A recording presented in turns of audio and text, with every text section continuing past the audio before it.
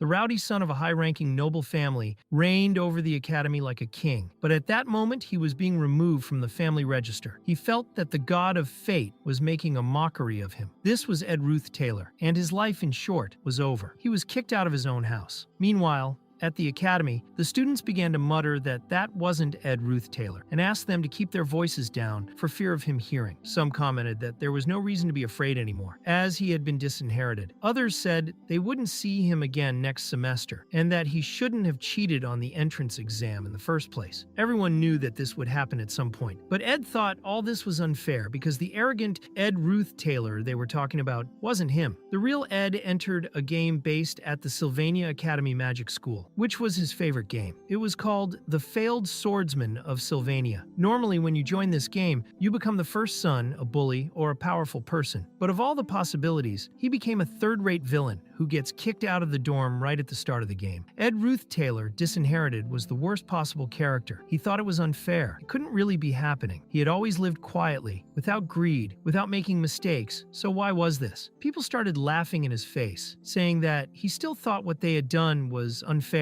He stood there, alone and humiliated. But later, when he looked in the mirror and saw his system, he realized that Ed really was the worst character. His stats were terrible: 3 for stamina, 4 for intellect, 7 for talent, 7 for willpower, and 6 for luck. He was in a magic academy with only 4 intellect. It was no wonder that, in the game, he was only a third-rate villain. He only appeared in the first few scenarios, and even in Ed's memory, he was just a blur. He couldn't even remember what happened to him afterwards, until he remembered. In the end credits of the game, Ed appeared begging, looking like a bum. He thought, well, that's no surprise. A troublemaker with no knowledge of the world dumped on the streets was still lucky to be alive. He sighed, calmed down, and wondered why just that body, why he had ended up in that game. He didn't know why, but he was going to find out. And he wasn't going to let that be the end of him. He was going to make it no matter what. The academy wasn't just a school, it was closer to an entire city, with the whole of the Arkan Mountains around it. The place he was in was to the northeast of the academy, in an undeveloped forest. He had walked for half a day, trying to escape the gaze of the other students. This time served to better understand the current situation. The moment Ed was rejected was the extreme beginning of the game scenario. Fortunately, he was only rejected by his family, but not expelled from school, which was extremely important. Sylvania Academy was a top school. If someone graduated from there, their future was guaranteed. As long as the game was still set in the academy, he could use all the knowledge of a player who had finished the game 5 times to his advantage. This meant that if he managed to graduate without attracting attention, he could live comfortably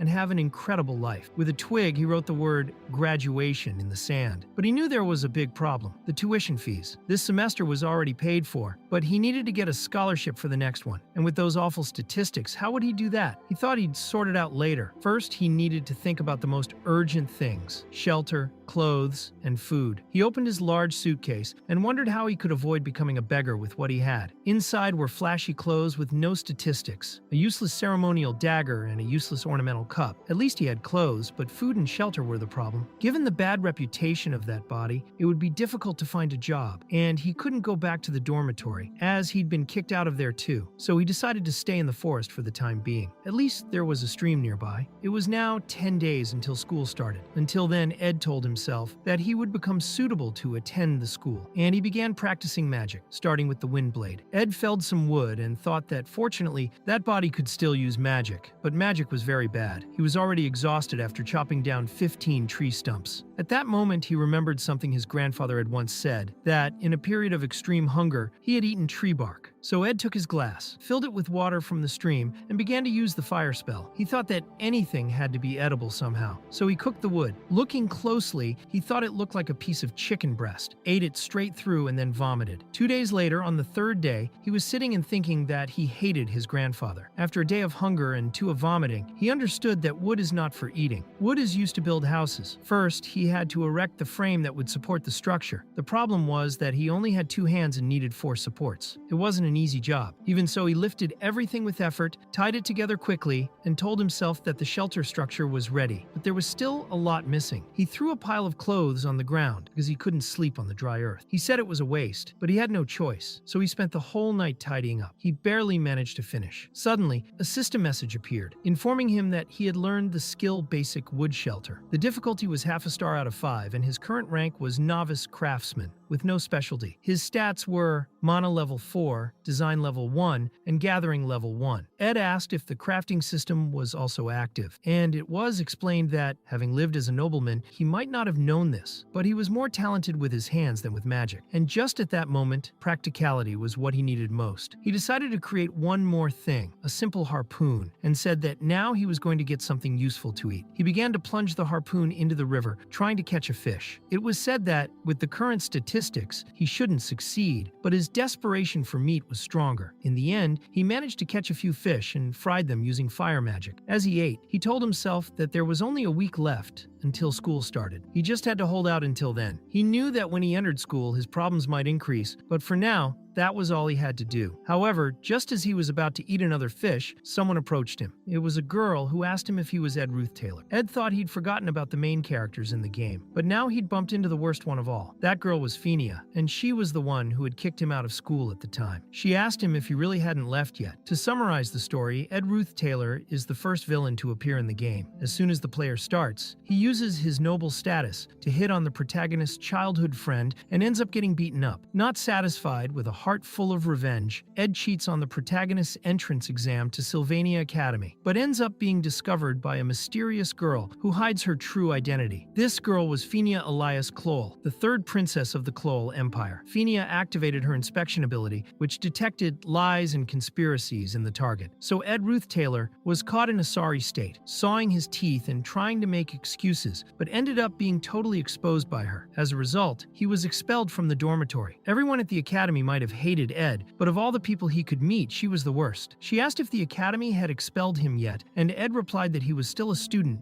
that he had only been expelled from the dormitories. Fenia, however, said it would be brief, told him to get out of there, and said she couldn't bear to see someone as shameless as him in the school. She said that she would speak to the academic department and personally ask for him to be expelled. Meanwhile, Ed thought that his fish was burning, and after 3 days without eating anything, that was the end of it. Although the burnt food was a problem, that situation was a life crisis in many ways. After all, Fenia was a princess, and really did have the power to get him expelled. Since that was the case, he decided to act boldly. Ed looked at her and said that the sun would be setting soon, and that royalty wasn't protected by heavily armed soldiers at the moment. He commented that it was curious for such a noble princess to be alone in such an isolated forest. Fenia responded by asking if that was a threat, and warned that if it was, he would regret it. But Ed denied it, asked how it could be a threat, and then knelt down, saying he was just trying to thank the princess. She used her inspection skills and saw that he was telling the truth. Ed noticed that she was surprised. It was then explained that the Ruth-Taylor family to which Ed belonged was very influential, but used this power to exploit the citizens and carry out human experiments in search of eternal life. For Ed, this was a rotten family, destined for destruction. In the future, they would all be arrested and executed. However, he had been disinherited. He was weak, hungry, but still alive. In the long run, that was a good thing. All he had to do was convince Fenia without lying, or he'd be expelled. And that would mean game over. Looking at the timeline, he realized that it was a week before school started. Then he wondered why a princess like her would be there at that moment. He stood up and concluded that because she was alone and wearing simple clothes, she must have been completing her class placement test. It was explained that Professor Glast's class placement test was a test that consisted of finding magical pearls hidden in the forest. Ed commented that the teacher was known for being a bit perverse with his students, but that,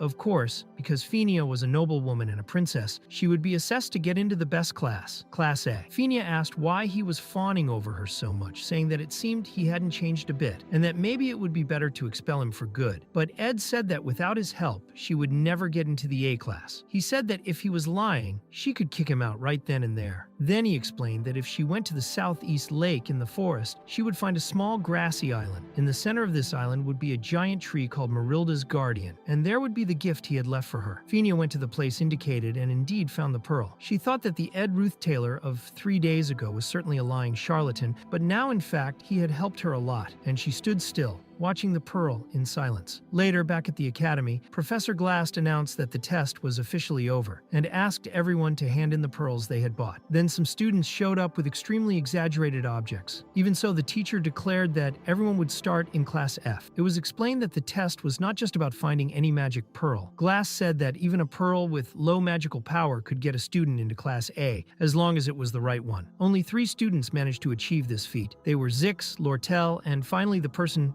who found the pearl hidden under Marilda's tree, the most difficult of all. This person would be at the top of the class. Her name was Fenia. Meanwhile, Ed thought his fish had burned, but he no longer had the strength even to use a spear, so he created a crude fishing rod. It was then explained that the third princess of the empire, Fenia alias Cloel, had been able to see through flattery and manipulation from a young age, which gave rise to her innate ability, inspection. No one could lie to her, so Ed had no choice but to always tell the truth. However, this could lead to an even bigger problem. In the original story, the proud Princess Fenia failed her placement test and fell to F class. From then on, she would gradually change. However, she now found the golden pearl and went straight to A class. This caused a complete collapse in the original storyline. Ed realized that although he had managed to avoid expulsion, the information he had about the game might become useless from that point on. Still, there was hope. The top of the class should still be Lucy Merrill, so perhaps the future could still follow the known course. Meanwhile, Fenia thought that her inspection skills always revealed the truth, and what Ed had said really was true. The pearl did exist, but she reflected that it wasn't exactly a gift. The princess she really was wouldn't take that pearl, because she hadn't found it herself. Fenia didn't want special treatment just because she was a princess. What she really wanted was to prove her worth. When she saw that pearl, she knew she could reach the top of her class, but she also knew she shouldn't accept it, because she wasn't the one who found it. The title of Princess of Love, which she would earn in the future, was not a skill or attribute, but rather recognition for the righteous path she had chosen to follow. Ed thought he had played the bait for the princess, and in the end, whether it was true or a lie perhaps didn't matter. The princess would always be able to tell. Even if he believed she would fail the test, Fenia trusted herself to succeed and rub it in his face. In the end, however, Ed didn't lie.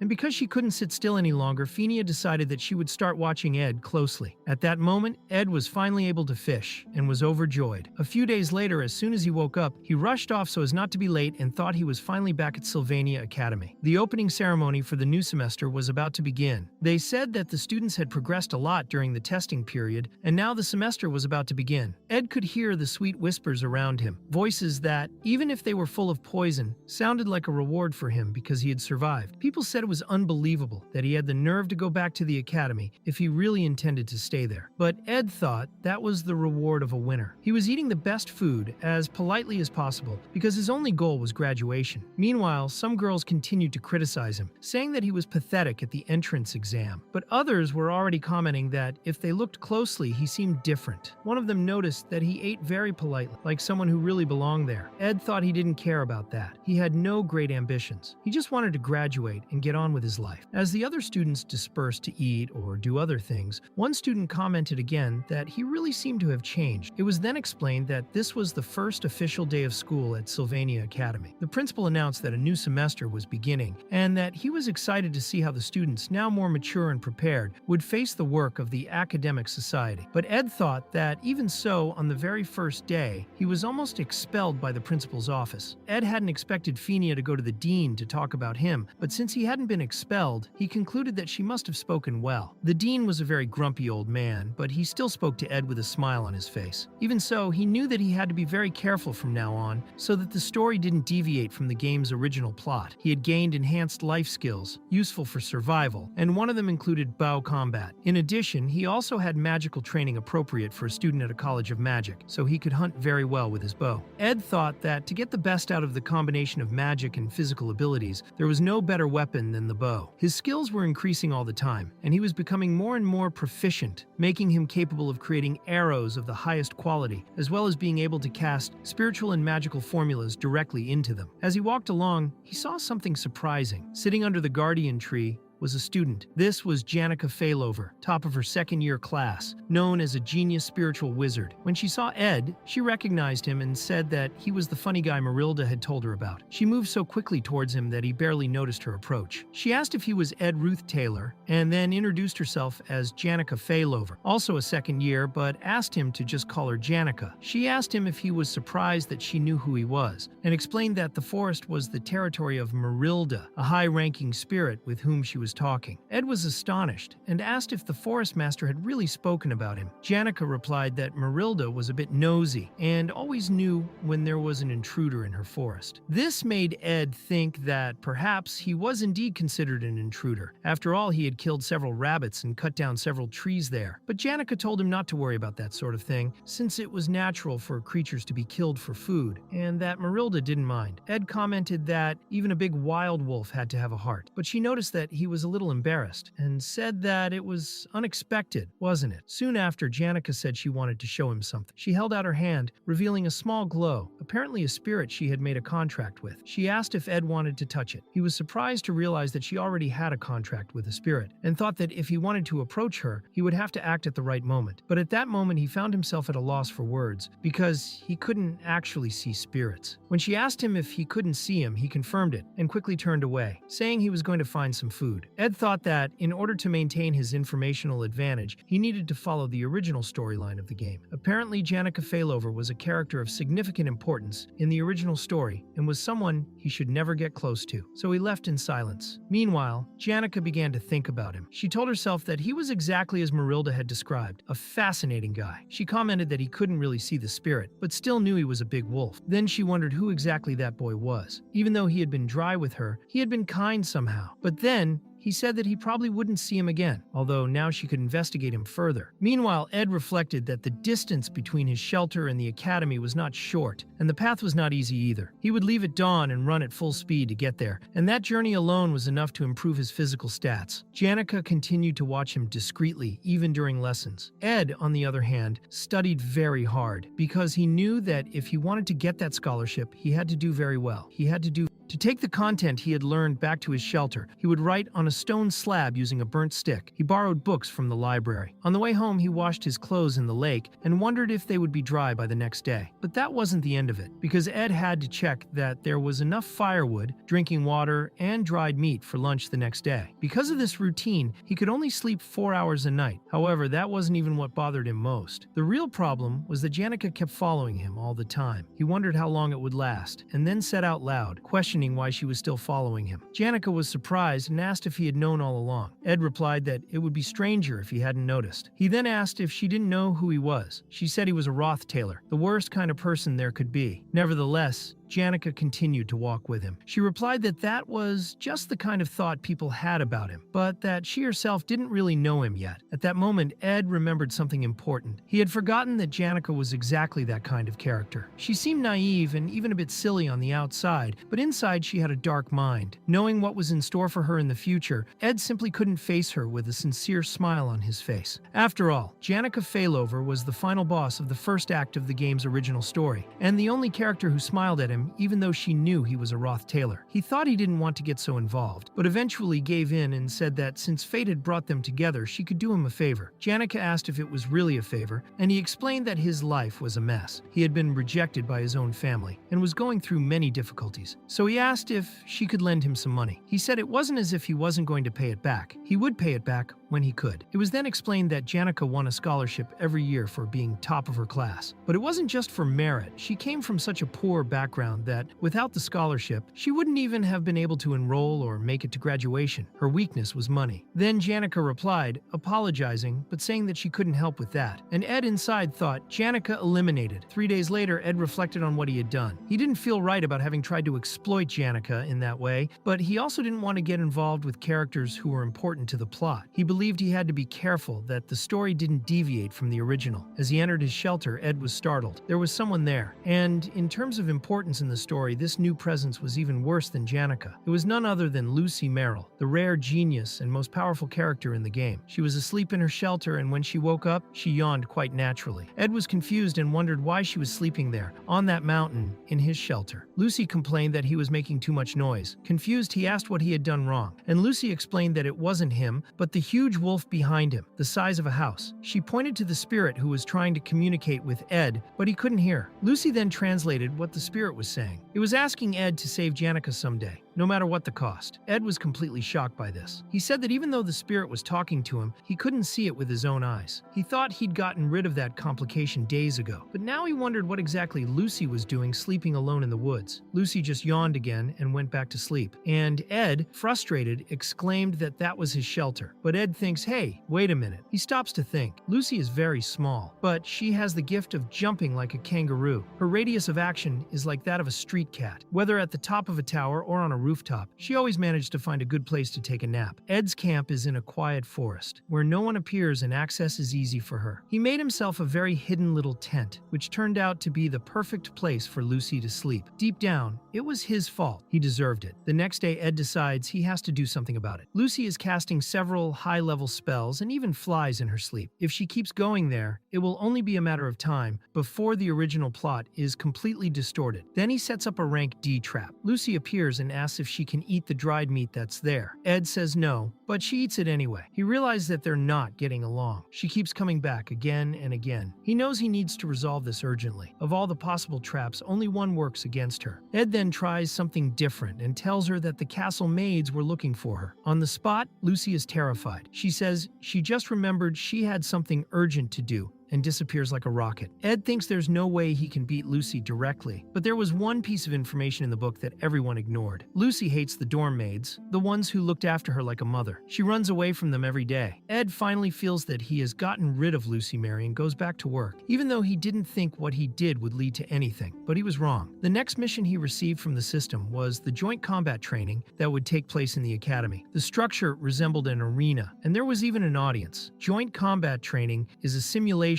of an individual combat exercise. To minimize lethality and prevent the students from killing each other, they only use fake weapons. The mages can only cast basic elemental spells. Students in the alchemy department are forbidden from making potions or very powerful spells. The keys to the fights, i.e. who faces whom, are drawn at random. Ed thinks that the most important thing about this class is that all the characters who play central roles in the story take part in it. This includes the benevolent Princess Fenia, the golden daughter Lortell, the rising spear Ziggs, the spiritual sorceress Janica, the lazy Lucy, and the wicked Klebius. Ed thinks he could spend all day listing important characters, but the most relevant of all is undoubtedly the failed swordsman Tayor. Ed was excited to see the next match, which was Tayor. He already knew the results of all the fights, so he wasn't too interested, because all the winners were from the first year, the same year as him, except for one person, Janica, and she was already bothering him again. Even after he asked her for money, she came back. Janica informs him that the list of fights has been released. Ed replies that he's not interested. She insists, saying that he's not curious to know who he'll be facing. He then wonders, will he fight himself? Ed remembers that, in the original story, Ed Ruth Taylor would already have been expelled. He tries to guess who his opponent will be and then realizes, damn, it's Fenia. Only before that, the next fight is Tayor's. Ed watches as Tayor, polite as ever,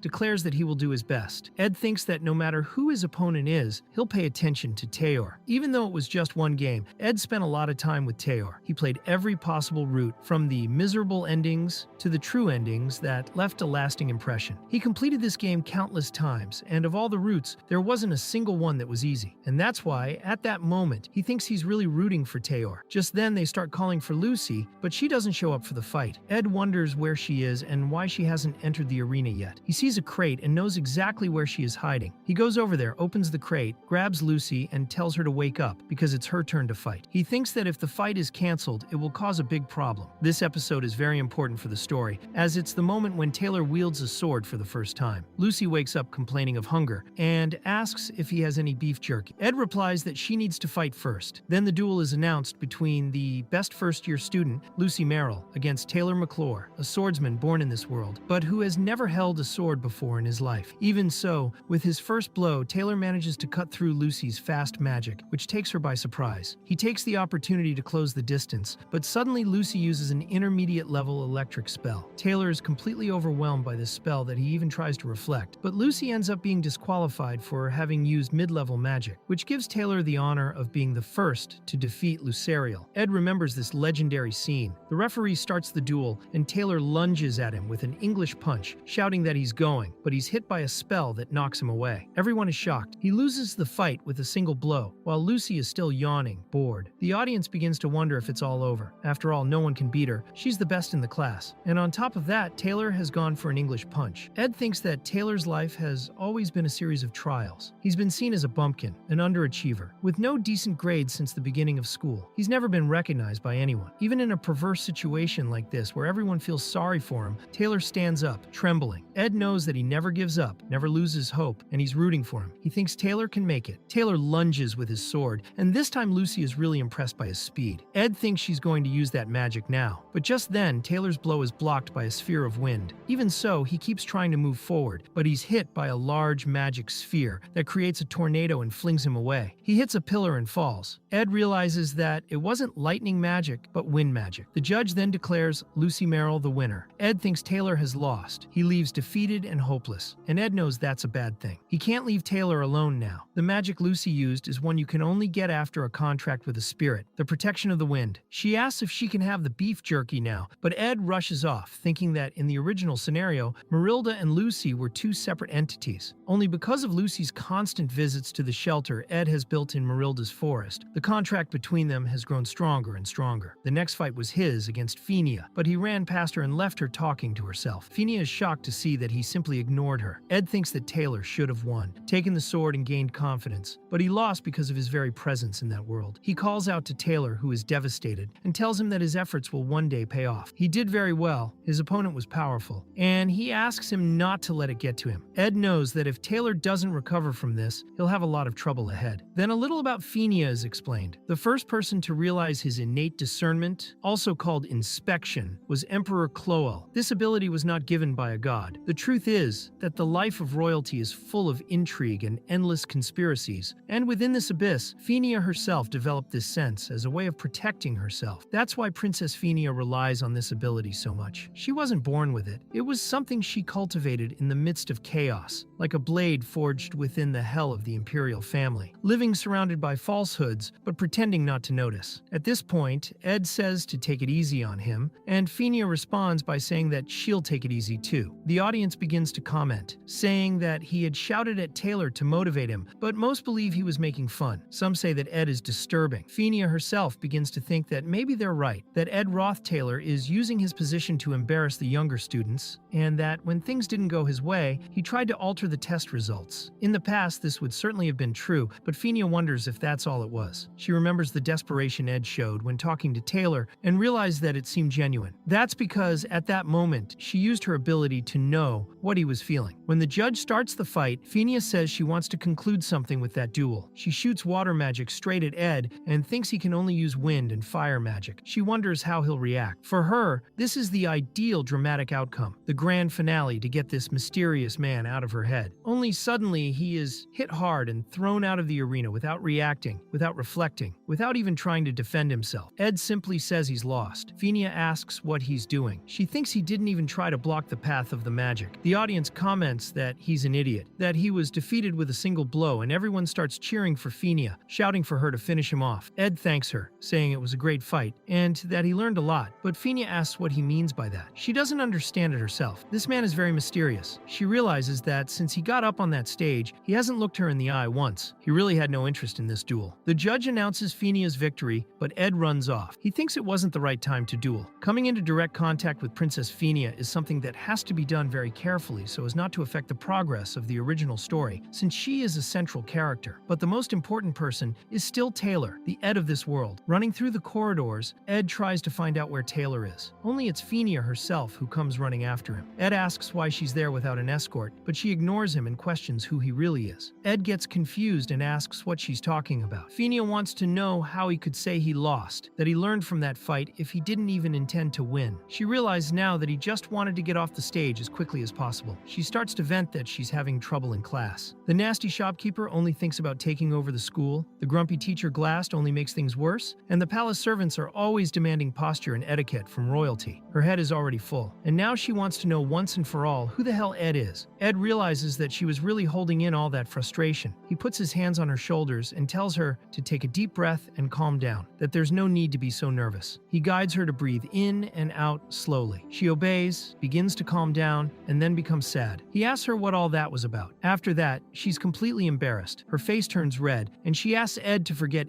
everything she's just said. Ed just replies that it's fine and thinks he can leave now, but Fenia keeps talking. She says that she has a bad habit of asking too many questions, and that she feels like she's constantly trying to guess what's going on in people's heads. This probably developed because she spent so long surrounded by lies in the palace. Ed thinks, please let me find Taylor, but Fenia decides to ask straight away. She says that he cut off relations with her family because he knew there was a dark side to her, and that the reason for provoking Taylor was that he needed a reason to be kicked out of the family. Ed thinks he needs to answer carefully. Although Fenia is wrong about her intentions towards Taylor, she's not wrong about there being a dark side to Ed's family, but he just replies that he doesn't know what she's talking about. He thinks it's too early to get into that kind of investigation. Fenia says she's right. Logically, it doesn't make sense what Ed did. Why did he shout those things at Taylor? Why was he rooting for him? She asks if, at some point, he felt empathy for him. Ed responds by saying that it's only because he likes making fun of Taylor, that he knows everyone hates him, so if he shows support, maybe he can change the public's opinion of himself. But Fenia is sure he's lying. She tells him to look her in the eye and repeat it. Ed insists he's telling the truth, but she realizes he's not. She says it's ridiculous. She's annoyed that he keeps insisting on lying, and Ed thinks it's tough having to do it, but it's the only way to keep the original story of the game intact. Fenia says it's okay, that she can't do anything at the moment because she has no proof. Then she allows him to leave. She knows he's been looking at the door since the beginning of the conversation and understands that he has something urgent to do. Ed thanks her and leaves, but thinks that this is the first time Fenia has shown that side of her. As someone important in the main scenario of the story, she's already involved with so many headache-inducing people and events, and he wonders if it's his fault, if this change is a new addition to the script. Before leaving, Ed turns to the princess and says that his burdens are no match for hers. It may seem inconvenient to say this, but she really does look exhausted. Of course, she needs to pay attention to politics. She is royalty after all. But there, at the Sylvania Academy, she should be able to relax a little. It's explained that Fenia has spent her life trying to see through other people's lies, but this is the first time anyone has seen through her. Ed thinks that's a problem. He's wasted too much time, so he runs down the corridors calling for Taylor. But before he can find him, a girl appears in front of him and tells him to stay away. She tells Ed Roth-Taylor never to bother Taylor again and to stop bullying him now. This girl is Yahello, the main heroine of the game. She protects Taylor, saying that what Ed is doing must stop. Taylor asks if Ed is still at school. Ed realizes that Taylor's fighting spirit, which never gives up, has returned. It's explained that while Ed was dueling with the princess, Taylor's childhood friend, cheerleader Yahello, ran off without looking back. She went, as always, to comfort her friend, telling him that he's good, that he'll turn it around and be able to win. Now, in the present, Taylor asks if Ed has anything to do with him. Ed thinks that as long as Yahello is by his side, Taylor can fall as many times as necessary because she will always be there to help him until he gets strong. Ed just says that his skills with the sword are impressive. He thinks that he's played this game so many times in Taylor's shoes, and that he now knows very well what it's like to be on his side. Taylor asks if it's a joke, but Ed says no, it's serious. He turns away and thinks he needs to be honest with himself. He thought he could just let Taylor save the world and focus only on his own survival, accepting the fate of being the Ed of that game, destined to go through all the hellish misery. But now he's relieved, not because the original story has been restored, but because Taylor, with whom he spent so much time, is well. And that, for Ed, is enough. The two of them watch Ed walk away and wonder why he's acting so nonchalantly. Ed thinks he can't blame them for thinking that. As he walks, he feels a powerful energy, hears a crash, and sees a large pillar of fire forming. He thinks it's time. This is the scene that made all the players stare at the screen. A great spirit of fire is being summoned, but someone reacts with ice magic. A red-haired girl appears, and it is explained that this is the duel between Lortell, the daughter of Gold, and Janica, the spirit sorceress. Lortell manages to freeze the creature, but the ice begins to crack and the spirit breaks free violently. Ed thinks that even if things are a little different, he's sure that the other Eds are watching this scene and keeping their eyes focused. That's because this moment shows Taylor the real challenge he still has to face in this game. The person who is using so much power, summoning that flaming creature, a great dragon, and ending Lortell's resistance, was precisely the boss from the first act of the game, Janica.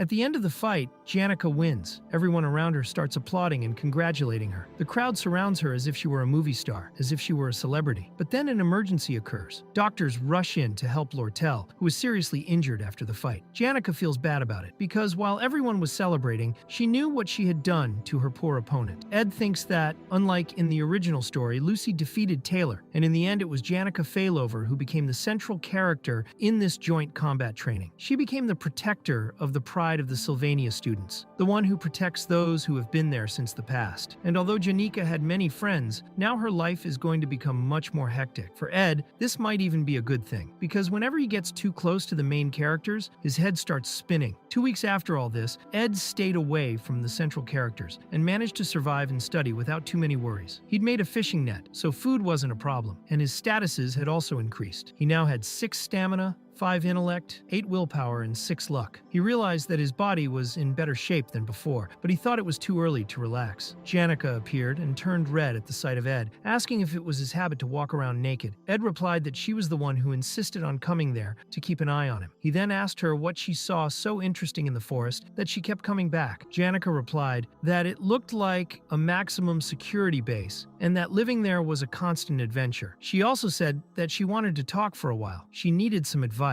Ed wonders why, of all people, she decided to ask him for advice straight away. Janica explains that Ed left the training ground early, so he must not have seen what happened. She says that in that fight, she really hurt someone. Ed remembers that Lortell had used an intermediate level magic, which was forbidden, but thinks that for Janica, it didn't matter. She says she tries to forget, but can't. She couldn't handle the situation properly, she lost control, and now she's in doubt as to whether she should apologize to Lortell. Her friends say that it was Lortell who made the mistake first, but she's not sure. Ed replies that if she thinks apologizing is the right thing to do, then let her do it. And he thinks of her, the lovely and lively sophomore Janica Failover. She is precious to everyone in every way, so whenever she feels guilty or criticizes herself, people show up to support her and stand by her side. But Janica knows that even with all this support, it doesn't erase the mistakes she's made. That's probably why she went to him. She comments that, as expected of Ed, he never takes her side unconditionally as others do. Ed says that if she felt offended, she didn't mean to. But Janica replies that no, it's actually the other way around. She didn't feel offended. She realizes that Ed has changed a lot since last year. Even when he asked for money in difficult times, he didn't show desperation like other people would. She understood that, indirectly, he was trying to tell them not to get too close to him. But that side of Ed, she had never seen before. Janica says it was actually great. His words were revealing. She wishes everyone in the world spoke to her the way Ed does, and she thinks that being next to Ed gives her a strange comfort. The next day, Ed was hurrying through the corridors, thinking that this was a big problem. The game Failed Swordsman of Sylvania was a true work of art, but very few people had ever seen the true ending of the story. Novice players usually only got the bad endings. One example was when you saved a girl during an ambush by kobolds. During the class ranking test, Ed witnesses one of the Golden Daughter's secrets, and this puts him in danger. Someone is sent to kidnap and kill him, and that's bad ending number 3. Taylor, meanwhile, ends up being murdered. In an episode practicing fighting monsters, if the player separates from childhood friend Yahello and joins the Golden Daughter, bad ending number 7 occurs, as Yahello ends up falling off a cliff. It was Taylor who was supposed to rescue her. In another route, if the player protects the Golden Daughter from the fire spirit Tarkin, summoned by Janica, he ends up being burned to death, which also leads to bad ending number 3. Ed thinks he needs to run now, but just then someone appears right in front of him. He asks why she's following him, and the girl replies that she didn't expect him to ignore her for so long. It is then explained that she is the 4th failed heroine of Sylvania, a business tycoon and Elta Ketcheln's only daughter. That girl is Lortell Ketcheln, known as the Golden Daughter. She says she wants to buy 2 hours of Ed's time. She's also called the Newbie Crusher. In the game, Lortell is a hidden heroine. Unlike Fenia, she is treated as a villain at the beginning of the story, and her true face is only revealed much later. When players come to understand the pain she carries, they end up torn between supporting her or Fenia. Even so, Ed ignores her and carries on. He doesn't think he can get involved with her now, but Lortell keeps insisting, asking for just a minute to talk. She blocks his path and says that seeing him is a great inspiration, because even in difficult situations, he continues to study and grow. Even if he seems arrogant or eccentric, it doesn't matter. She begs him to listen to her, offering 3 gold coins just for the conversation. Then she asks if he's been close to Janica lately, and suggests that he could help bring them closer together. Ed thinks that 3 gold coins is practically a whole salary for many people, so he he approaches and asks if the Golden Daughter also buys connections with money. She replies by asking him to keep the coins for now and puts them in the inside pocket of his clothes. She says that the more people who are by his side, the better. Ed understands that she has already realized that a political war is going to take place between her and Fenia for control of the academy, so she is trying to gather allies. He holds out his hand and says that at least they can shake hands. Lortell thinks that when rich people experience poverty, they end up emotionally crushed. Often, in desperation,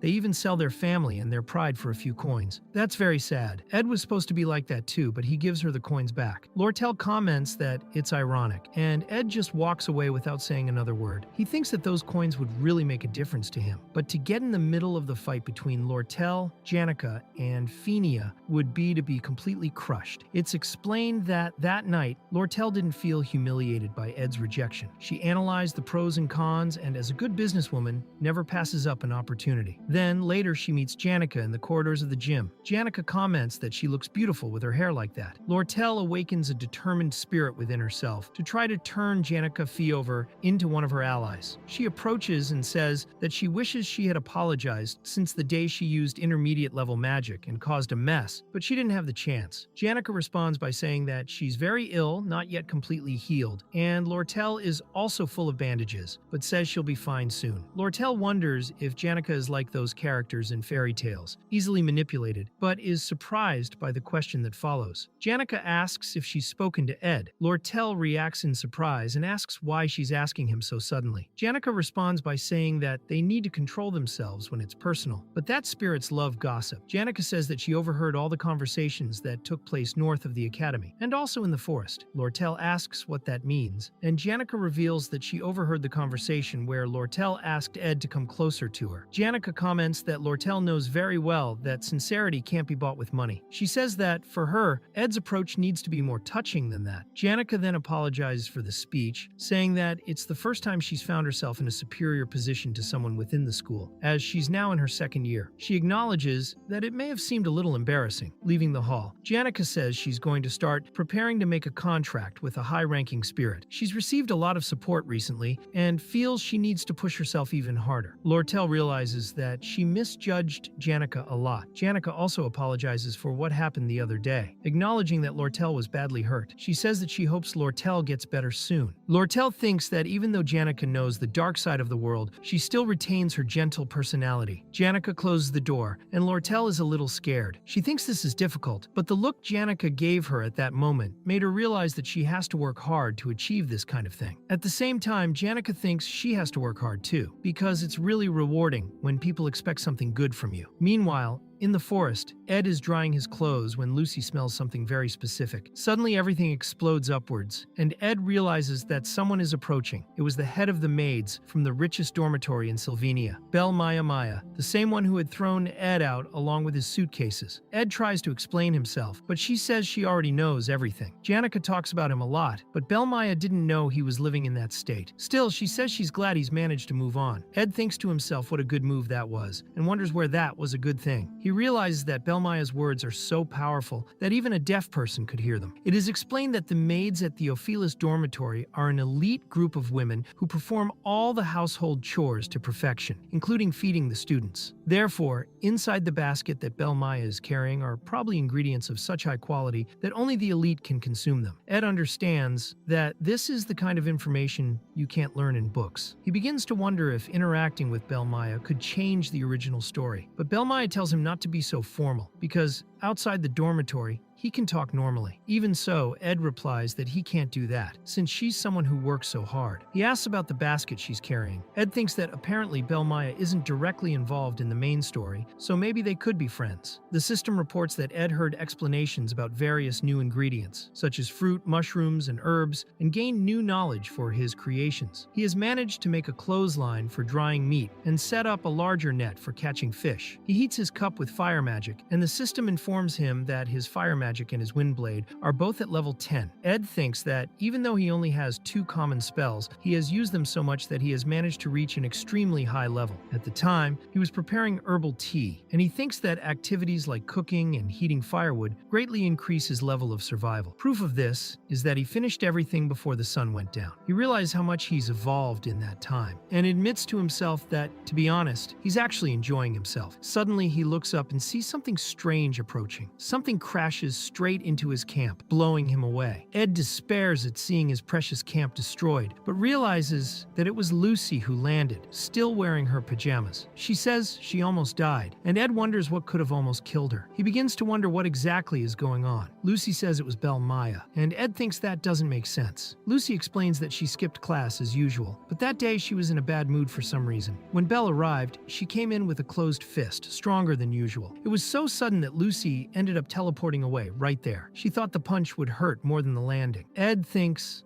Miss Belle Maya, and notices that there's a twig stuck in Lucy's head. He wonders if she's ruined his whole camp, and Lucy does feel pain in her head. Ed is surprised, thinking that she didn't have any protective spells on. Lucy replies that she lost all her mana teleporting. Ed asks if she's really out of magic, and as he prepares a jab, she says that it was because of the destroyed camp. He starts jabbing her in the head several times. This makes Ed think that he urgently needs a sturdier house. He decides that he's going to build a real house, with quality wood and not just branches. Later, he goes to the library and thinks that, with life as busy as it is now, it's a great advantage to take advantage of library visits to learn all kinds of useful knowledge. He's reading a book on building materials and planning. Now all he has to do is find a method for smoothing the wood and finishing the roof. While he's concentrating, someone approaches him and tells him that the library is closing. The girl comments that he's trying very hard, and Ed realizes that time has passed quickly. He apologizes, but she says it's okay, and that seeing him studying so diligently increases her motivation too. She introduces herself as Elka Iceland, a first-year student at the College of Magic. Ed realizes by the look in her eyes that she was waiting for him to say his name too. So he introduces himself as Ed Roth Taylor, and Elka is shocked. Ed thinks that this reaction is already very familiar, since the reputation of the former owner of this body wasn't the best. But Elka says that he's completely different from the rumors, that he's been studying fundamental and technical books nonstop, and that he's been working hard these days. She comments that he's already read 6 technical books in a row, and that everyone says he's arrogant and directionless, but that apparently the rumors aren't that reliable. She says she knows few people as sincere as he is, and reveals that she's rooting for him. Ed is a little surprised, but thanks her. Elka wishes her a safe journey back, saying she's staying to help clean the library, but suddenly, everything starts to shake. Ed is shocked. The whole library is shaking like an earthquake, and a bookcase is about to fall on Elka. At the same time, outside, a huge pillar of magical light appears in the sky, as if it were the end of the world. This is the final chapter of Episode 1, the confrontation with Glast.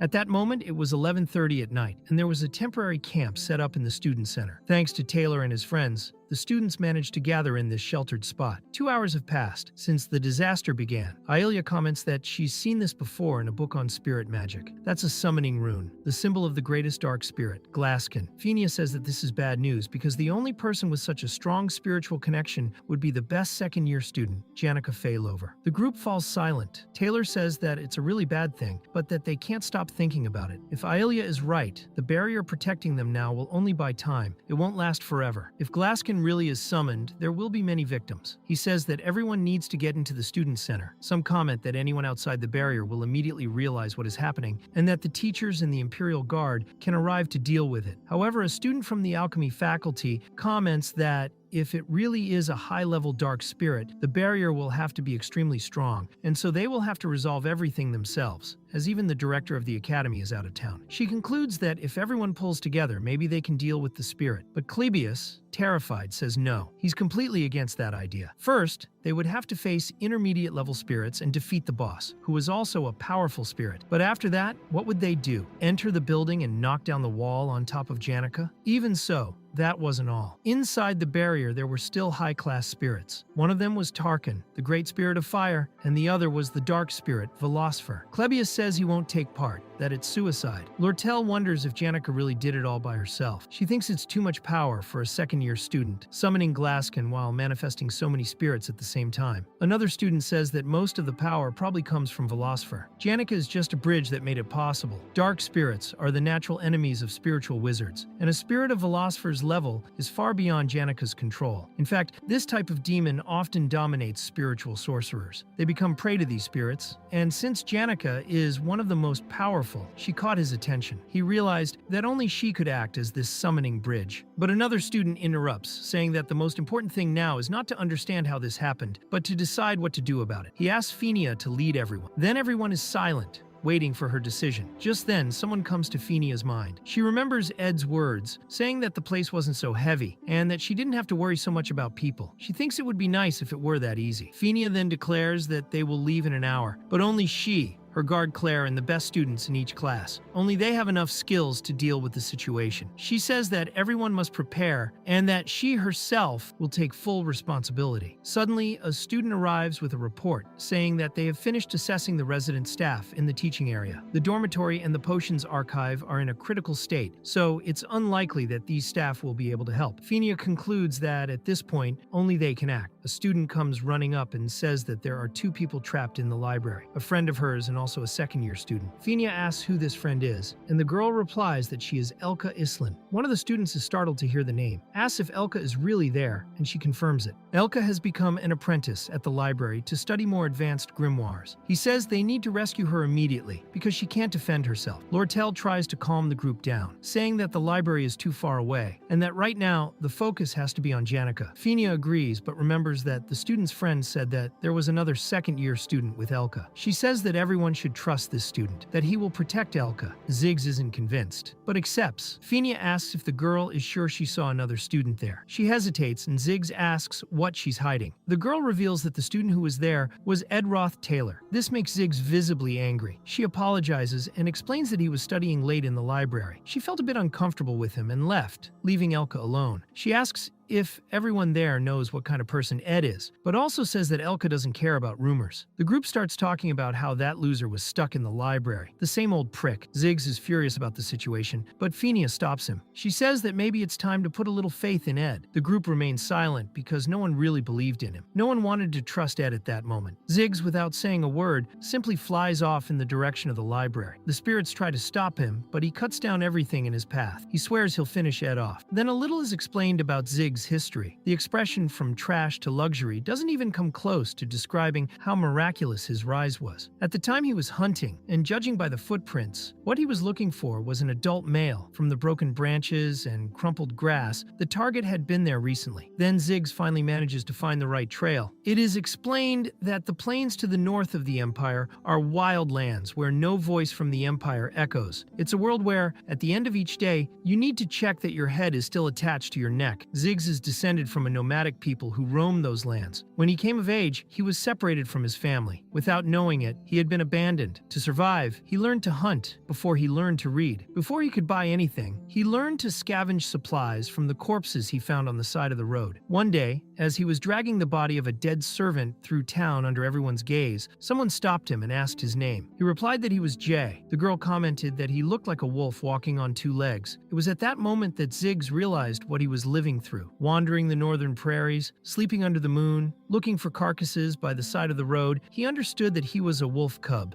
abandoned by his pack. The girl asked if he was all right. Crying, Ziggs understood for the first time what loneliness was. From that day on, he had his first companion. Elka and her father took him in with kindness. After living in civilization for a while, he understood everything he had left behind. The wildlife became a distant memory, and that wolf cub became a man. But in order to protect his first friend, he knew he had to become a beast again. As he continued to cut down the spirits on the way, he thought he was going to have to fight like an animal again. He tells himself that he's heard rumors about this Roth Taylor. They say he's a cheat, that he insulted the princess, and that he makes fun of the younger ones. So Ziggs runs down the corridors towards the library until he finds Ed Roth Taylor sitting there, injured. Ed asks who he is. Ziggs demands to know where Elka is and why Ed is still there. Ed replies that she's in the reading room on the 3rd floor. Ziggs pushes him and runs out. When he opens the door, he sees Elka sleeping peacefully, covered in a sweater. He thanks God that she's all right, but then he looks closely. The shelves are positioned around Elka as if they had protected her. The curtains have been closed to prevent the energy of the spirits from entering. A note left there told her not to panic when she woke up, that perhaps the problem had passed, and that if she saw any spirits, she should run away. Seeing all this, Ziggs realizes that someone has taken great care of her. He notices the blood on her coat, but it's not Elka's blood. Putting Putting all the clues together, he realizes that the person who saved Elka was injured instead of her. He didn't take care of his own body to protect her. That blood belongs to Ed Roth Taylor. Ziggs wonders why someone would do all that. Meanwhile, Ed thinks he was so close. Then it's explained what happened 3 hours earlier, when everything started shaking. At that moment, Elka was already passed out, and Ed was holding her while preventing a bookcase from falling on her. He thinks that it was good to have done that physical training, and realizes that this episode has progressed much faster than he expected. He looks at the great magic visible outside and recognizes the summoning rune. The confrontation against Glaskin has begun. Ed closes the curtain and thinks Taylor will take care of it. He shouldn't even be looking at a place where so many of the story's main characters are, because he believes that the future can't be changed. Even so, time is precious, so he can't stand idly by. He thinks that the low-level spirits will be coming here soon, so he needs to prepare. While he's loading shelves and reorganizing the room, he thinks he needs to block all the entrances. The library could be the perfect shelter for him now. But Ed stops for a moment and begins to think. What made Janica so special with her powers was her great understanding of spirits, as well as her strong connection with them. These two attributes naturally increased as she interacted with the spirits. And since this kind of encounter depended on one's spiritual talent, for someone like Ed, who could barely see the spirits, increasing these levels was almost impossible. Only now he was seeing the spirits. Janica had materialized the spirits in front of him, and even though he found the whole thing quite annoying, he thanked her for the food and began to eliminate the spirits with his windblade. After defeating the spirit troop, Ed realized that everything had happened very quickly. By the end of the fight, he had achieved level 7 spiritual understanding and level 7 spiritual connection just by destroying those creatures. He thought he was so close. If he reached level 15 in each of these attributes, he would be able to sign a contract with a spirit. Exhausted from the battle, he was still trying to catch his breath when Ziggs appeared, carrying Elka in his arms, and asked what he was still doing there. Ed was confused, wondering what he was doing there. Didn't Ziggs realize that he was completely finished? Even so, he replied that he was training. Ziggs thought that only an idiot human would believe that, but he said he understood. Now, he finally knew what kind of person Ed was, so this was the real Ed all along. Ziggs bowed to him and said he owed him, calling him Senior Ed, and promised that when the time was right, he would return the favor. Ed then remembered something obvious. Elka was the love of Ziggs' life. She was extremely important to him. How could he forget that? And Ziggs was also the friend that Taylor had always confided in since the beginning of the story. He was very important to the main plot. Ed then analyzed the situation and said that it looked like Ziggs had come running from the student center, and now that he knew Elka was okay, he needed to get back there. Ed also knew that he himself shouldn't be there at that moment, so he told Ziggs to help Taylor. Ziggs was surprised and asked if he was talking about Taylor McClure. He said he didn't understand why Ed spoke so highly of Taylor, since the two didn't even speak to each other properly. Ed explained that Taylor was important because Tarkin could only be hurt by someone with an elemental cut, and that person was Taylor. Ed knew that at that moment, Taylor was about to learn one of his main moves, the elemental cut. To win the episode, this skill would be essential, and if Taylor managed to use it, he would win. Ziggs thanked Ed for his advice, but Ed was already in a hurry and cut off any formality, telling him to go straight away and saying, "Go, go, go." Then Ed sat down again, all tired, and began to think that perhaps he had interfered in the story again. But he stopped for a moment and reflected. He wondered if Ziggs was already Taylor's friend, and realized that he wasn't yet. It was explained that in Act 1, during the end of semester assessment, the two of them dueled. In that scene,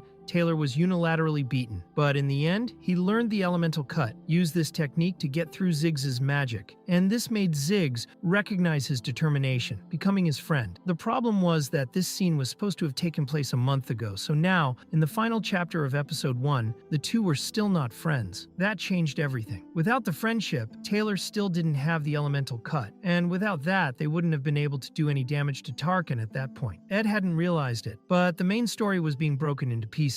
Later, back at the team's temporary base, Ziggs arrived late and apologized, saying that he could now take part, but Fenia told him to forget it. Even if he had been there from the start, the group would have failed just the same. It was explained that the team's first attempt had been a failure. One of the knights commented that they needed reinforcements, otherwise they wouldn't even make it past Tarkin. Everyone was putting pressure on Fenia, who was leading the group, and she thought that, luckily, everyone had made it out alive, but Claire had been left out, and Klebius had been injured. Even so, Fenia said calmly that they had to do their best to get Tarkan out of the way. It was at that moment that someone approached them, saying that they didn't have time for that they had to go straight to the Tarkan, since the ritual was progressing too quickly. If they stopped to defeat each spirit, there wouldn't be time. Fenia was shocked to see who was saying this. The person said that everyone should split into 2 teams and that he himself would lead one of the sides. This person was Ed, and he thought he didn't want to do this, but from now on he would have to intervene in the main story of the game. The guys were shocked to see that it was Ed Roth-Taylor. Klebius thought it was a joke, but Ziggs told him to listen first. Then Ed explained that the first step was to get past Tarkin and then deal with Velocipher, who had overpowered Janica. However, as everyone had realized, the Tarkin wasn't hurt by normal attacks because of his scales, so there was no point in spending time trying to defeat him. One group just needed to get his attention, while the other would pass behind to catch up with Velocipher. This second group would be responsible for defeating Velocipher. Lortell, however, said there was no way that would work. The last time they got out alive was by pure luck, and if Tarkin and Velocipher noticed the same group at the same time, they would all be dead. Ed replied that you can only assess risks when you have another plan to compare. The most important objective was to stop Janica, because if she was defeated, Tarkin would disappear along with her. Ziggs then asked who would take part in the bait group. A student summed up the situation by asking who was willing to commit suicide. Taylor raised his hand and said he wanted to go, but Ed immediately refused, stating that he would definitely go to the combat group. Taylor insisted, saying it was quick, but Ed said he was completely lost. Then Ed explained that they didn't have to divide the groups equally, one could be smaller than the other. He said that Klebius and Lortell, with him, would be enough to attract Tarkin. Klebius complained that he didn't want to die, and Lortell respectfully refused. The guys started arguing, but Ed thought there was no more time for that. Fenia then stated that even though she didn't understand Ed's intentions, she felt he wasn't lying, and as the third princess of Cloel, she declared that the groups would be split into 2. Taylor, Ziggs, Elvira, and Aelia would be part of the group responsible for stopping Janica, while Klebius, Lortell, and Ed would take part in the other team, which would serve as bait to attract Tarkin. Before leaving, the only final instruction was not to die, so they all set off on their mission. This happened in the corridor of the Nail Hall. Lortell asked what Ed's plan was for distracting a giant fire lizard. Ed replied that they just had to do as he told them, because if everything went according to plan, they would win. The group ran straight towards Tarkin. Ed told them that Klebius didn't need to worry. It was explained that Klebius, the Dark One, was very fearful and lacked any confidence, but his abilities contrasted with this, since he was the best student among the freshmen at the combat college, specializing in hand-to-hand fighting. Ed knew that Klebius could do it. Klebius thought Ed was overconfident and wondered if the plan would really work. When they approached Tarkin, the monster immediately became alert. Ed knew that behind the door, guarded by Tarkin, were the training grounds where Janica was. Klebius remembered Princess Fenia's words, and even though he was afraid, he thought that now he was no longer alone, and perhaps he could muster a little courage. It was then that he saw the devastating power of Tarkin. He shouted that the battle was about to begin, and asked how they were going to distract that monster. When he looked back, he realized that there was no one else with him. Without understanding, he was confused. Tarkin advanced, and Klebius began to run desperately, shouting that he had been tricked, cursing the others, and saying that he hated everyone in that world. Meanwhile, Lortell stood outside, just sighing. While Klebius was still in good spirits before the scare, Ed had ordered Lortell to get out of there, as the plan was now to take Klebius and Tarkin into the corridor. It was done. Lortell asked if Klebius would really be the sacrifice, but he replied that it wasn't a sacrifice. Despite being fearful, he was the best in his class. But the most important thing now was what Lortell needed to do. Outside the training grounds, Lortell was accumulating a huge amount of magic. Ed explained that her job was to open the way for the other group. He said that you shouldn't just trust the rumors about him and that he knew everyone doubted it, but he was sure that Lortell was good at this kind of task. Her magic consisted of several ice crystals that hit the wall with such force that they opened up a large hole. Lortell shouted for the group to get in quickly and thought that in the middle of that joint training session, she had gone off and blown everything up with her intermediate level magic. That's why Ed had given her the job. After all, she thought, this Ed Ruth-Taylor really was someone to be inspired by. Now that the way was open, all that remained was to do the rest. She looked at Klebius, who continued to complain, cursing Ed and Lortell. Even so, she remembered everything Ed had said, guided herself by those words, and prepared her magic just as Tarkin chased after Klebius, about to catch up with him. Ed thought that Tarkin was there for a reason. He couldn't abandon his post, so the solution was to arrest him. Because of his scales, direct attacks wouldn't work at all. Lortell said that she had already lost to him once during training, and that no one had even managed to scratch the monster. But Ed showed him something special, and said that it would help him deal with the scales. walls. Meanwhile, Ed ran through the corridors and thought that Lortell was right. At that moment, she used her ice magic to create a great wall that prevented Tarkin from getting through. Ed thought that no one could really overcome his scales. Then Tarkin broke through the ice wall, and Ed kicked the door open to get through. He thought that all he needed now was even more firepower. He opened a hidden door where Lucy was sleeping. He knew that map by heart. He'd been down this road many times, and he was sure Lucy would be there. He picked her up in his arms, put her on his shoulder, and wondered how anyone could take a nap in the middle of all that chaos. Ed thought Lucy was sleeping there because her shelter had been destroyed. As she had nowhere else to stay, she climbed up to the roof, which was where she normally took naps. To be more precise, she had been sleeping until that moment because, in the game, she had been excluded from the plot. Janica wasn't in good shape, and Belle Maya didn't like that at all. So Lucy ended up running away and sleeping there. She was probably taken out of the original story because she was too powerful. Suddenly, Lucy woke up and said she smelled dried meat. It was Ed who took a bag of dried meat, stuffed it all in her mouth, and told her she could eat it all. On the balcony, he grabbed Lucy, looked into the distance, and thought it might work out. Without a second thought, he simply threw Lucy as if she were a character from the game Hungry Bird. Just as Tarkin was about to kill Clebius and Lortell, Lucy shouted that Ed was very evil. Just then, she activated her magic, Divine Punishment, and unleashed a blast of lightning that destroyed everything around her. The impact was so great that Lortell had to create a shield around herself and Clebius, protecting them both. The power was so overwhelming that it almost threw Ed away. He thought that, somehow, this was the most important moment of all. Tarkin, being a high-level fire spirit, had a shell so resistant that not even an entire team could stop him. But after being hit by Lucy's magic, his protection was completely shattered. Now Ed knew that the attacks would finally work. Tarkin was vulnerable, and it was he who would deliver the final blow. Meanwhile, on the other side, the main story continued. Janica remembered her mother, who said she was proud of her. But other people, who also said they were proud of her and praised her abilities, actually just wanted to take advantage of her. This disappointment destroyed the image of love and humanity that she still carried. A huge explosion occurred, but the combat group was already prepared. Even so, Janica, chained by the shadows, thought that even with such a cruel humanity, she should still smile and welcome everyone. Behind her, however, stood Velocipher, concentrating his power and preparing to exterminate everyone there. Meanwhile, Ed ran and felt the presence of this growing power. He knew that the scene was nearing its end, as dawn was approaching. Fortunately, he hadn't arrived too late. Tarkin was still almost burning Clebius, and Ed asked where Lucy was. Lortell replied that she was probably rolling around, sleeping in a corner somewhere, and that she wouldn't be able to finish off the monster now. Ed said that it would have to be up to them. Lortell explained that she had lost a lot of magic creating the passage for the other group, but Ed insisted that all they needed to do was cut the creature's neck. He knew that her ice magic wasn't that precise, so he would do it himself. Lortell argued that it would be easier for Clebius to do it with his sword, but they both came to the conclusion that he wouldn't be able to. Ed said he would take responsibility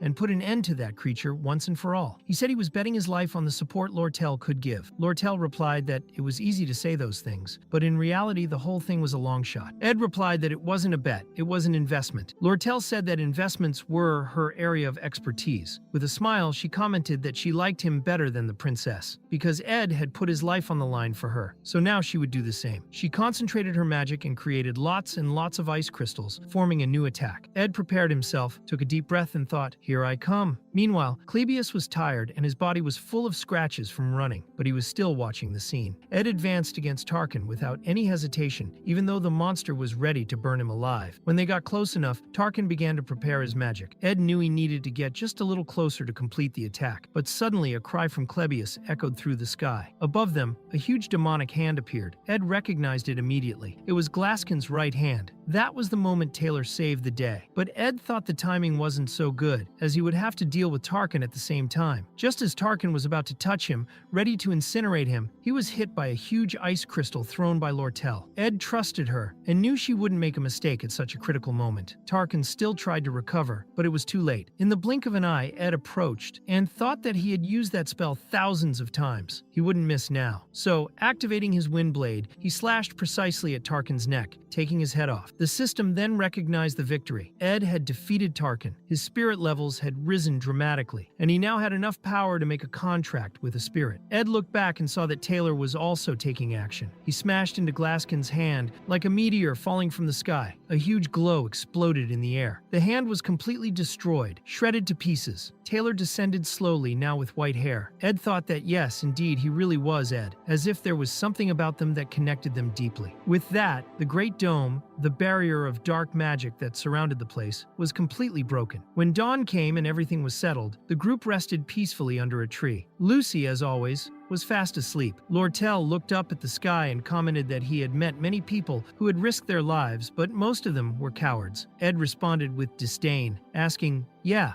so what?" Lortell, surprised, asked what he meant by "so what" and called him senior, saying that they had just solved a life and death crisis together. He said there was a lack of feeling in that cold little heart. She then formally introduced herself as Lortell Ketchum. Ed shook her hand, and the next thing he knew, there were 3 gold coins hidden in it. Lortell said that he had caught him with his guard down because he still owed him a favor. She said goodbye, saying, "See you next time, senior." Ed was confused, wondering what it all meant, and thought that he really didn't want to get too involved with her. Soon he saw some people approaching. It was Taylor, who had come to speak to him directly. Ed knew exactly what was coming. Taylor showed off his fencing and said that he owed Ed his life, thanking him deeply. But Klebius, in the back, shouted and complained, saying that no one should thank that guy, since he almost died because of him. Everyone at once told Klebius to shut up, and he was left crying in the background. Fenia approached and said that Ed Roth Taylor had done a lot for everyone that day. She said she could recommend him to the student council, but Ed replied that there was no need. Although everyone knew that it was Lucy who had done the most to bring down Tarkin, and that Taylor was responsible for destroying Glaskin's right hand, Ed felt that the focus should be on them. However, one alchemist commented that Ed was being too modest, as everyone knew how much he had done too. Then Ziggs intervened, asking for respect for Elvira, reminding her that she was a senior. Ed thought that up until that point he had kept his distance from the main characters so as not to affect the original plot. However, now that he could see them all together, he couldn't help but feel warm and comfortable. After all, he had seen each of them fulfill their role in this world, facing difficulties, winning battles, and evolving over time. Taylor was the one who was growing the most in the midst of it all, and AI was the one who evolved the most alongside him. Fenia established herself as a monarch. Ziggs finally found his place in civilization. Klebius would come to have more confidence in himself. Elvira would realize that life wasn't just about fun, and Lortell, who had spent her life buried in piles of gold coins, would begin to value her own life more. Everyone had their role in that world, and in the end, each of them would be rewarded with their own success. Ed knew that. It was for this reason that he had moved away. Later, Ed was removing the rubble, opening the door to the training area and approaching the old arena. Inside there was a cupboard. He thought something was missing, and that was why he had come back. He needed to find someone essential so that he could shine. When he opened the cupboard, there was Janica. Ed reflected that Janica's job was now to stay behind the scenes. He also remembered a conversation he'd had with Lortell. When he'd asked why Janica had turned out the way she had, Lortell said he had an idea. He said that he had once found Janica in the dormitory at dawn, and that everything in her room was a huge symbol of sincerity and gratitude. The desk, although large, had no room to open a book, completely taken up by presents and dozens of post-its stuck to the walls. The solution was simple. Janica just needed to remove the post-its and put the presents away somewhere, but for some reason, she was unable to do this. Like the main character in a fairy tale, she became obsessed with the idea of repaying every gesture of goodwill with the utmost effort and dedication. She charged herself every day to do so. Ed also knew that there was no need to explain how reckless what she did was. Philosopher just exploited that weakness. Jane ending up furious was to be expected. What puzzled him was the fact that it had happened a month earlier than planned. In the original scenario, it was Taylor who was supposed to win the fight and stand out. But since he lost, he wasn't the star of the event, and Janica became the center of attention, gaining friends and admirers. Marilda's contract, which Lucy signed, was the reason Taylor was defeated in just 2 attacks. And Lucy only got that contract because she often visited the northern forest, which Ed had turned into the perfect place for a nap. But someone had to be let go when that act began, and that person was Janica. Inside the closet, Janica let out a little laugh and said that now she understood why Lucy liked to sleep there. It was really cozy. She hadn't expected Ed to find her, especially with all the chaos going on outside. After everything she'd done, she stood on the bench, hoping that someone would ask for her, but no one did. She accepted it. She confessed that she wanted to stay hidden for a while longer. Ed asked why, and she replied that it was because she was being a crybaby. He stared at her for a while, remembering the message he had received from the wolf spirit. That request told him to save Janica, whatever the cost. Ed thought he was the only one who knew the future of that story. Perhaps the spirit knew that. While everyone was putting pressure on Janica, perhaps he was the only person who, by choice, tried to keep his distance from her. In fact, Janica was someone you could trust, but in the end, she failed. She tried to make a contract with a high-class spirit, but her haste during the summoning ritual caused her to fall victim to the dark spirit, destroying the college building in the process. She studied magic until late at night every day. She always smiled at her friends, family, teachers, or anyone who was kind to her. Even so, despite appearing to live up to everyone's expectations, she went through some very difficult times that no one knew about. However, as all the effort she put in during this process was so beautiful, paradoxically, failure also seemed to have its own beauty.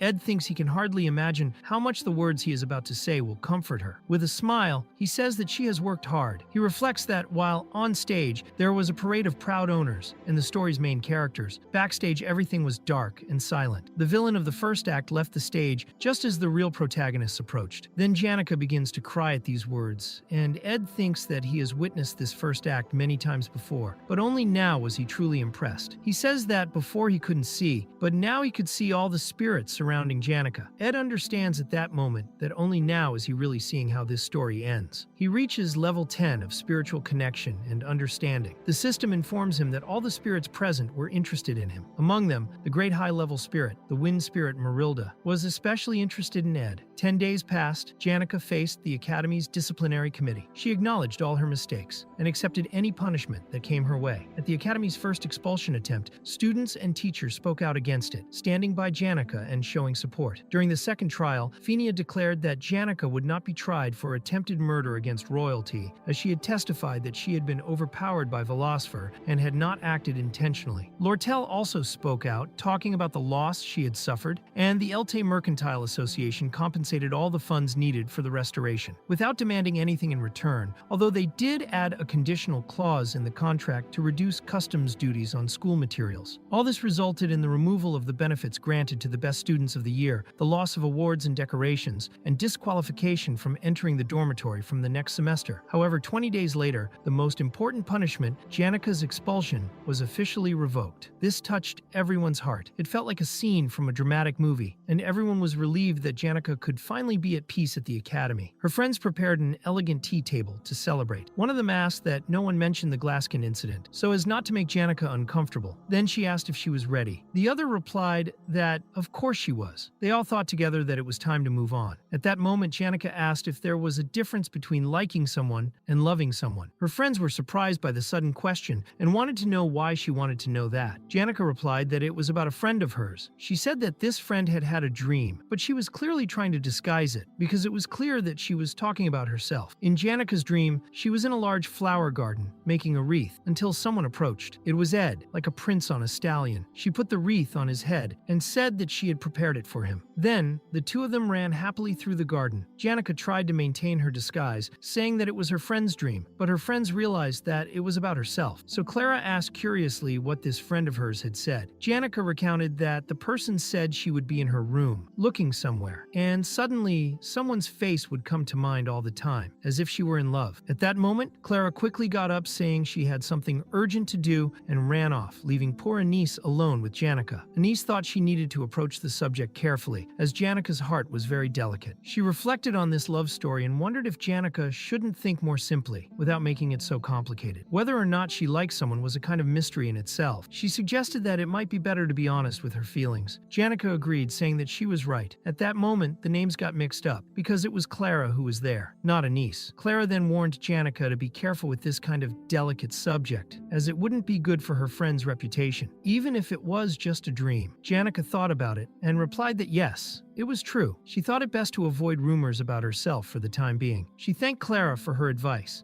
said she would go back to the dormitory and left. Clara replied that it was fine, that she could go ahead, as she was going to be there for a while longer. She waved goodbye and, when she was alone, banged her head on the table, saying that it was all Anise's fault, who had left her alone at that awkward moment. Meanwhile, Ed was walking through the forest, thinking that, after everything that had happened, he had managed to save some money. Thanks to Fenia's petition, he had been exempted from next semester's fees. With the gold coins he had collected, he bought some tools. On his way back to his shelter, he saw Janica passing through through the forest. He thought he had been avoiding her all this time, but now that Act 1 was over, she was no longer as important to the story. He concluded that it wouldn't hurt to at least say hello. He approached her, smiled, and said that it was all over, that she was free now. Janica was startled, hit a little, and replied that yes, everything was fine. Meanwhile, she thought about the words she had heard. Be honest with your feelings. Even so, she ran off saying she had to do something in the dormitory and quickly said goodbye. This left even Ed himself, who had motivated her to be honest, totally shocked. But he didn't mind too much, because he knew he had a lot of work ahead of him. It was time to fortify his base. On the first day, he chose the best spot to build his hut. It was a large site, well shaded by trees, and didn't attract too much attention. He began to work calmly. By the third day, he had gathered enough wood and had become quite proficient with the wind blade, so the work was easy. On the sixth day, he took a break from collecting wood because the end of semester results came out, and he was surprised to see that his grades were very high. In the theory exams, he performed better than most of the freshmen. Despite this, Janica continued to avoid him in a way, and her friends always cast strange glances at him. On the 18th day, his work as a woodcutter was almost complete. He wondered if anyone in the world of that game had ever achieved as much proficiency with the wind blade as he had. On the 20th day, his vacation from the academy officially began, and he could devote all his time to building his hut. Then a new incident happened. He went to check the trap he had left to get food, but instead of catching something ordinary, he ended up trapping Lucy, who was sleeping there. He thought he should stop using dried meat as bait since she loved it. On the 27th day, headmaid Belle Maya showed up to bring Ed some herbs and mushrooms. She asked how things were going with Janica, and when he said that maybe she hated him, Belle Maya was very confused. On the 30th day, the central pillar of his structure collapsed, and the whole house collapsed. He realized that just assembling and adjusting the joints correctly wasn't enough to guarantee stability. Later at the bakery, he ran into Janica's group. When she saw him, she was totally embarrassed and ran off again. Her friends once again ended up staying there with him. On the 37th day, Ziggs showed up to help Ed with the construction. While they were hammering on the roof, Ziggs commented that Taylor really seemed like a nice guy. Ed replied that he wasn't, but inside he thought it was great. If the two of them became friends, the story would continue as in the original script. Ziggs asked if that side should also be hammered down, and Ed explained that it shouldn't, because the chimney would be placed there. After making several marks on the wood, on the 45th day, Ed dropped the knife on the floor and went into his little hut. He sat down on the floor and admired it. He didn't think there was anything decorated or furnished, but there were walls, a roof, and a complete door. Even insects couldn't get in, and that made him feel fulfilled and comfortable. The system told him that he had completed the creation of his log cabin. For the first time, he felt like he finally had a home. Outside, Janica was hiding, working up the courage to do something. Ed, lying in his hut, thought he had finished the walls, the floor, and the fireplace. Perhaps it would be good to add a fence, a place to store firewood, and other small adjustments. Suddenly, something hit the ceiling. It was Lucy sleeping upstairs. Soon afterwards, Janica called out to Ed, all flustered. He was surprised and asked her how she got there, if she knew the way. She then remembered talking to Belle Maya, who said she had been in the forest and visited young Master Ed's camp. Janica asked if she was referring to the hut. Belle was surprised and asked how she knew. Janica explained that she had seen it from afar as she passed by. Belle commented that Ed had built the hut himself, and that, to her surprise, it was much firmer and more beautiful than she had expected. She said she didn't know he had such a talent for this kind of thing. She invited Janica to go and see for herself. Janica asked if Belle was also curious about this kind of thing, and Belle replied that, of course, she was human too. She said that anyone who saw a beautiful hut like that would be curious to know how it was made. According to her, it was a natural phenomenon, expected of human nature. That's when Janica had a great idea. Nervous and flushed, she said she was just passing by to see Marilda and ended up seeing the hut, so she decided to stop by and take a closer look. She said it was natural to be curious about this sort of thing. Ed replied that he thought so too. Janica complimented him, saying that the cabin looked great. Ed explained that it had recently ended and asked if the spirits hadn't told her about it. She replied that they had commented on it, saying that Ed was very muscular, with well-worked arms and back, and strong hands for having built the house. When she heard this, Janica was very embarrassed and tried to close the subject by saying that she only knew about it offhand. Ed invited Janica to look inside the hut. He said she might be disappointed as it was still just a hut, but she, her face all red, replied that of course she wanted to see it. Once inside, she was amazed and asked if he had done it all by himself. Later in the evening, sitting around the fire, Janica drank tea and said that she owed everyone a lot. The princess Lortell, and even some friends had helped by paying for her. She wondered how she could repay this debt. Ed replied that these people had done it for her, and that she didn't have to pay them back if she couldn't. After all, her friends were the same as her. After all, her friends weren't loan sharks. Janica admitted that she had never thought of it from that point of view. Ed thought that was her way. She didn't realize that the other incident had happened because the weight of all that sincerity got her down. Even with so many people supporting her with property, tuition, or investments, she decided to move from the Ophelis dormitory, which had state-of-the-art facilities, to the Dex dormitory, all to owe less to others, even if it was just a little. At Ophelis, each student had their own room, but at Dex it was like 8 students in the same space. Spending all day being watched with envy was, for Janica, like living in chains in a prison. But even so, this change didn't solve the deeper problems. The vicious circle continued. Ed said that if Janica wanted to isolate herself for a while, she could come by the cabin whenever she wanted. He explained that he didn't mind. Janica scowled a little, but smiled and said that it actually made her feel quite comfortable. She also said that if he ever felt overwhelmed and couldn't cope with something on his own, he could count on her. She said that no matter what happened, she would help him no matter what. Ed smiled and looked up at the sky. He repeated the word overloaded in a low voice and thought that the second semester was already upon us. It was the moment when Act 2 began, all because of a small, worn-out book, the Sage's Sealed Grimoire. This grimoire had been written by the great sage Sylvania and contained records of advanced magic. The aspectual magic recorded there was a very high-level type of spell, capable of altering the very principles of nature. Although it seemed harmless, that little book would cause a storm inside the academy, a storm that would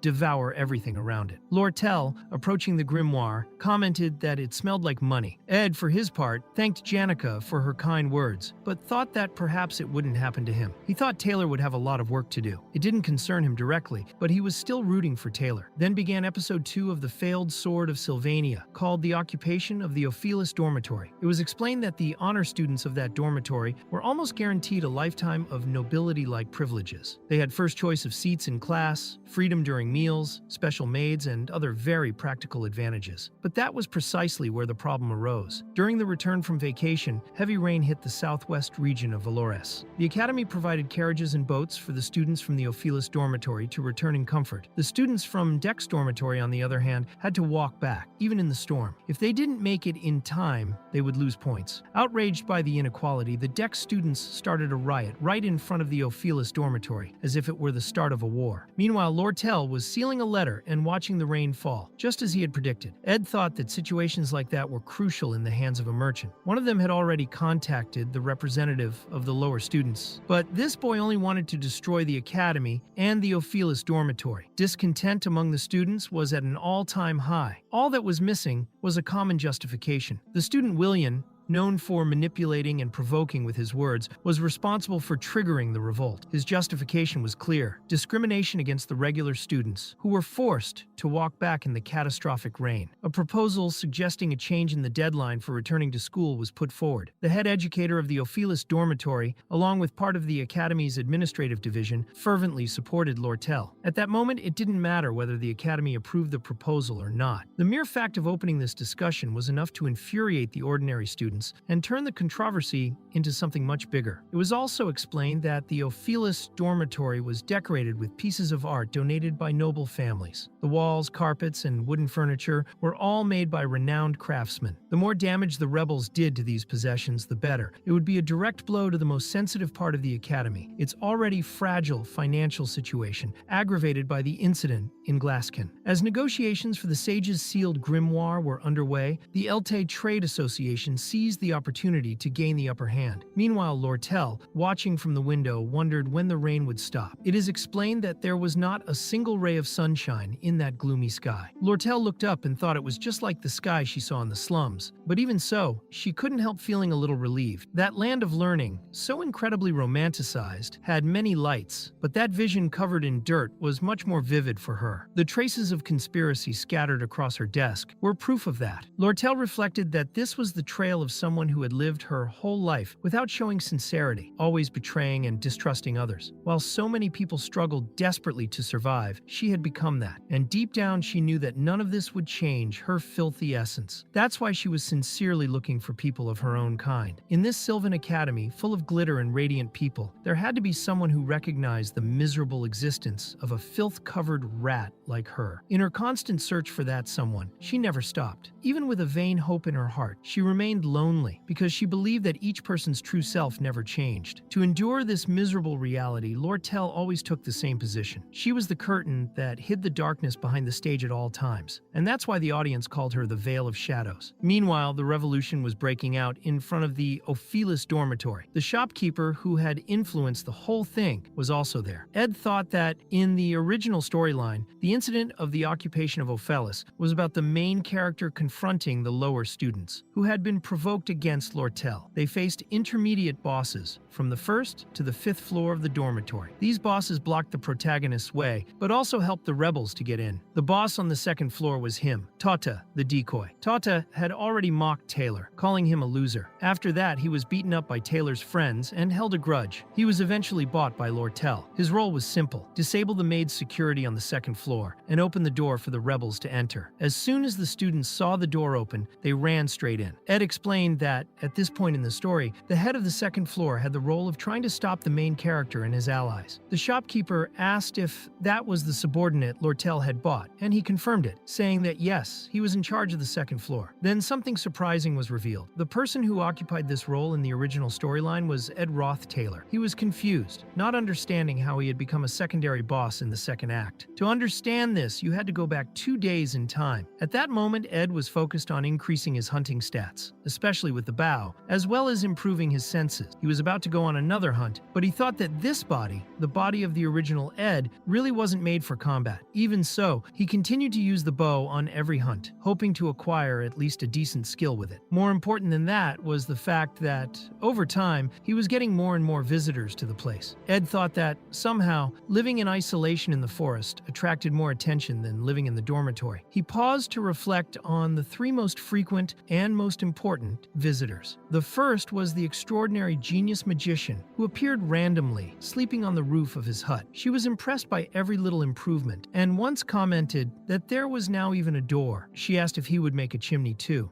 When he kicked her out, she even commented on the glassless window, asking if it was a makeshift sunroof. Ed thought she was a bit clueless, but amusing. Visitor B, however, was different. That was Janica. Every time she appeared, she brought him something. And, unlike the others, Ed received her without any discomfort. In fact, she was the best visitor he had. She helped him with his chores. She talked to the spirits, and he felt very grateful for that. Once, he asked her why she did all that for him. Janica, embarrassed, looked away and scowled. And Ed, without understanding why, just thought, well, what's wrong with her? Janica asks how often Lucy shows up there, and Ed thinks that, well, she does from time to time, and she can be a bit dangerous. Anyway, she's visitor B. The reason he's explaining this is because now visitor number C, the Gold's daughter, Lortell, has also come to ask for his help. Ed thinks that Lortell is the dark veil of the 2nd act. She's probably gathering people to start that revolt in the Ophelis dormitory, but he's already decided that this time he doesn't want to get involved. He intends to refuse all offers. He would do that, of course, if the scenario were taking its normal course. He hears that Tota, who was originally supposed to do all that, has collapsed for some reason. Ed asks what happened and why he fainted. It's explained that in the original story, Tota fights with Taylor, and although Taylor beat him up a bit, it was never anything that serious. But now the story has changed. What Tota said was that Taylor was even worse than that bug called Ed Roth Taylor. At that moment, Ziggs punched Tota so hard that he passed out for a while. Ziggs himself scolded him for talking like that about Ed. Lortell says she doesn't know if it was because of what they said about Taylor or Ed himself, but that they had never seen Ziggs so angry. Ed thinks that you really can't trust people's emotions. Lortell then explains that the task she wants to give him isn't difficult. All he has to do is take Alice's key, open the dormitory, and let the lower class students in. Lortell is sure that many would be able to do this, but she also believes that Regardless of how much money they receive, these people could report her to the Academy's internal investigators. If they say she's behind it all, what would become of her? She can't trust anyone there. Ed thinks that Lortell sought him out precisely because his reputation has already been ruined. She comments that he's been expelled from the dormitory, so maybe he wants to get back at the Academy. He replies that he really doesn't want to do that, but when she offers him 20 gold coins, he accepts immediately. Ed doesn't think he's doing anything wrong. He's just guiding the story back to its original course. With one day to go until the dormitory raid, he was under his roof, sheltered from the rain, walking around the fire and reflecting that the dormitory raid had begun before the fight for the sealed grimoire. Lortell's manipulation to bring the Academy's finances to collapse had worked. According to the original storyline, Lortell succeeds in this conspiracy and creates the Market, a lucrative group within the Academy. This new organization rivals that of Princess Foya, who leads the student council. The narrative is divided between the idealistic association and the realistic merchants. What matters is that Ed will always choose the winning side. He just needs to observe everything and then join the group that comes out on top. Of course, he needs to survive until then too. That's when Janica showed up, even in the rain, wringing out her soaked clothes. She comments that she thought the rain would stop that day, but she also says that Ed is really incredible. While she can come and go as if it were a campsite, he has to stay there even on rainy days. Ed replies that you get used to the weather, and Janica says that maybe it's time to move out of the Ophelis dormitory. She comments that she'll have to throw some things away, as the deck storm is much smaller. Before leaving, she asks Ed if he needs any furniture or anything, and he says that if he does, he'll let her know. Janica says she has watches, extra pillows, and even flashlights. She comments that she has daily supplies left over, and that she thinks it's a waste to throw everything away. So she says she can bring these things to Ed. He says he'd love to. Janica gets excited and says that when the semester starts, she'll bring everything over. She then asks about Lucy, wanting to know how often she comes by. Ed replies that, well, once in a while. At that moment, Lucy was on the roof, soaking up the rain. Ed thinks that her extraordinary powers have come with a price. She had always been on the run,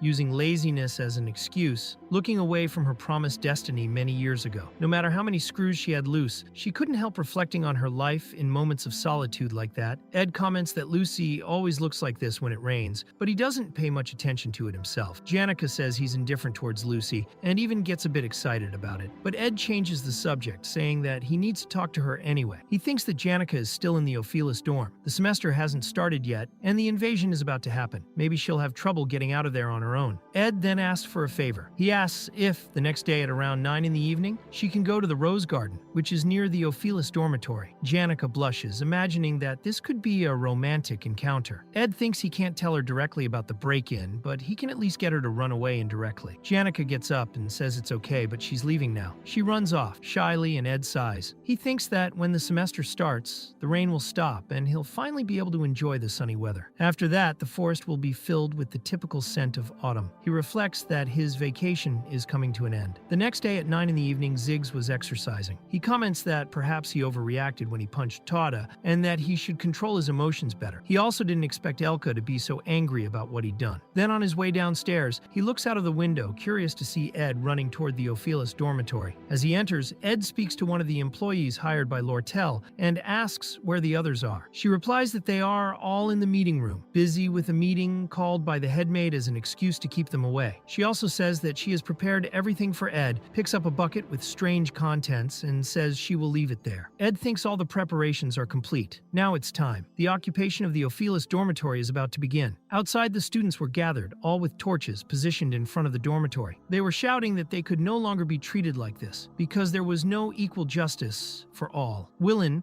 the representative of the lower students, asked them to listen to their voices. Then they moved towards the door. Suddenly it opened. Everyone was shocked, but took the opportunity and entered. Willen comments that Ed Ruth Taylor has indeed been hired, and that everything was already arranged with the maid, who was pretending to be captured. She nods. Willen says that he always agreed with what Ed said, especially about the inequalities and privileges of the better-off students. He gets emotional, saying that he shouldn't have judged Ed for the rumors, and now he sees that he really is a good person. Ed, visibly impatient, just says yes, let's get them in. Ed thinks that, unfortunately, Willen will end end up taking the blame for everything that happened there that night. He even feels a bit bad about it. The maid, who was only pretending to be captured, is also going to escape. No one will stop her, since any superior to whom she could report something is trapped in the meeting room at the moment. What's more, the headmaid, Alice, who controls the protection of the runes, is already in Lortell's hands. The protection runes are activated, and all the students end up locked inside their own rooms. Ed thinks that everything is according to the original scenario, and that it was the Dark Veil, Lortell herself, who set it all up. She approaches him and says that Ed was much quicker than she expected, praising his decision to leave the execution of the plan in his hands. She comments that her socks are soaked and that she hates this kind of weather. Ed asks if she was watching everything. Lortell, while walking, says that the academy staff will be cracking down on the students in no time, so they need to finish everything quickly. Ed replies that yes, she can go ahead, but before she leaves, she says that she has a genuine doubt in her mind. She asks if Ed has ever killed anyone. He stays silent for a moment and replies that no, he never has. Lortell says that she hasn't either, but that she has done similar things. In order to survive, she crushed lives, and in order not to be betrayed, she betrayed first. She lived her life bearing her own sins, believing of course that there was no other choice. But deep down, they were just excuses for herself. It's explained that by drowning everyone in a sea of sins, she earned the title of Golden Daughter. However, she knows better than anyone that she doesn't deserve respect or sympathy. That's why she seeks recognition from others. She wonders if Ed would be nice to someone like her. Ed thinks it looked like she was possessed by something, and that loneliness catches up with people, whether good or bad. To escape loneliness, there's no other choice but to look for fellow human beings, even if they're rolling around in the dirt. Only when they find someone sinking into the same pit as them do they see a shred of redemption. But Ed says no. She needs to take responsibility for the decisions she's made, and he thinks that person isn't him. Lortell remains silent for a moment, then says she said something useless. She realizes that he's different from her, and comes back into focus, saying that she's going to do what she came to do. After all, they don't have much time. As she leaves, Ed feels a slight relief. He thinks that now Lortell will talk to Alice about the next steps in the plan. When they make the magical defense, and the dormitory goes into a rage, command of the runes will be passed on to Willen, the leader of the lower students. The events of the story will intensify. Willen, taken over by the dense power of the dormitory's defense, will become the head of this stage of the story. This scenario is about the defeat of Willen, who will have lost his mind. All Ed has to do is wait for Taylor to arrive, play his normal role, buy time, and then lose on purpose. Taylor will then go up to the second floor and take care of the rest. It's a necessary sacrifice. Meanwhile, in the Rose Garden, Janica notices the arrival of a carriage so late at night. She comments that it must be something important and wonders why Ed hasn't arrived yet. At least he left a letter saying he might be late. She wonders if he's prepared something special. It's explained that Janica didn't care much about her surroundings, and Ed didn't care what happened to her either. What really mattered was that she was safe outside the dormitory at the time of the invasion. Even so, for the last 3 days, she had been thinking a lot about Ed because despite the guilt she felt, she still asked Marilda about him. That's how she discovered that it wasn't just Lucy who visited the camp. Belle Maya, Princess Fenia, Ziggs, and even Lortell herself stopped by. The spirits commented to each other that, by coincidence, all the people passing through the camp were female students. But they never said this out loud, as it would break Janica's heart. For this reason, she kept waiting for Ed, no matter how much time passed. She even worried about her appearance, wanting to look presentable when he arrived. She says she's going to go back to the dorm quickly just to get ready. In fact, instead of just waiting, she decides to get a new hairpiece. So she goes back to the Ophelis dormitory. Meanwhile, Taylor, the original Ed from the game's story, was approaching to fulfill his role, to stop the whole thing from getting out of hand. Elvira, a renowned alchemist, was with the group of Eds from the game. She asks them if they know how much the herbs in her room are worth, but the group replies that it would be better to let the staff deal with it. Elvira, however, insists that the herbs will lose their properties if she doesn't use preservation magic in time. Taylor, already impatient, asks someone to look after her, as she's trying to get in on her own. Ilia suggests that they just wait and see. She comments that Elvira is the best student in the alchemy faculty, so she's sure she can protect herself. Taylor replies that that's exactly the problem. It's not her who's in danger, it's the people inside. If Elvira loses control, she could end up releasing dangerous chemicals everywhere. He tries to stop her, telling her to stop, but she replies that she's had enough and decides to go up to the 4th floor, where her room is. Taylor asks if she really just wants to go to her room and not do anything else. Elvira says yes, she just wants to make sure her herbs are healthy, but she warns that if anyone tries to stop her, she'll force her way through. As soon as she arrives, she kicks in the door and finds a person and the whole set destroyed. She asks if that's Ed Roth Taylor,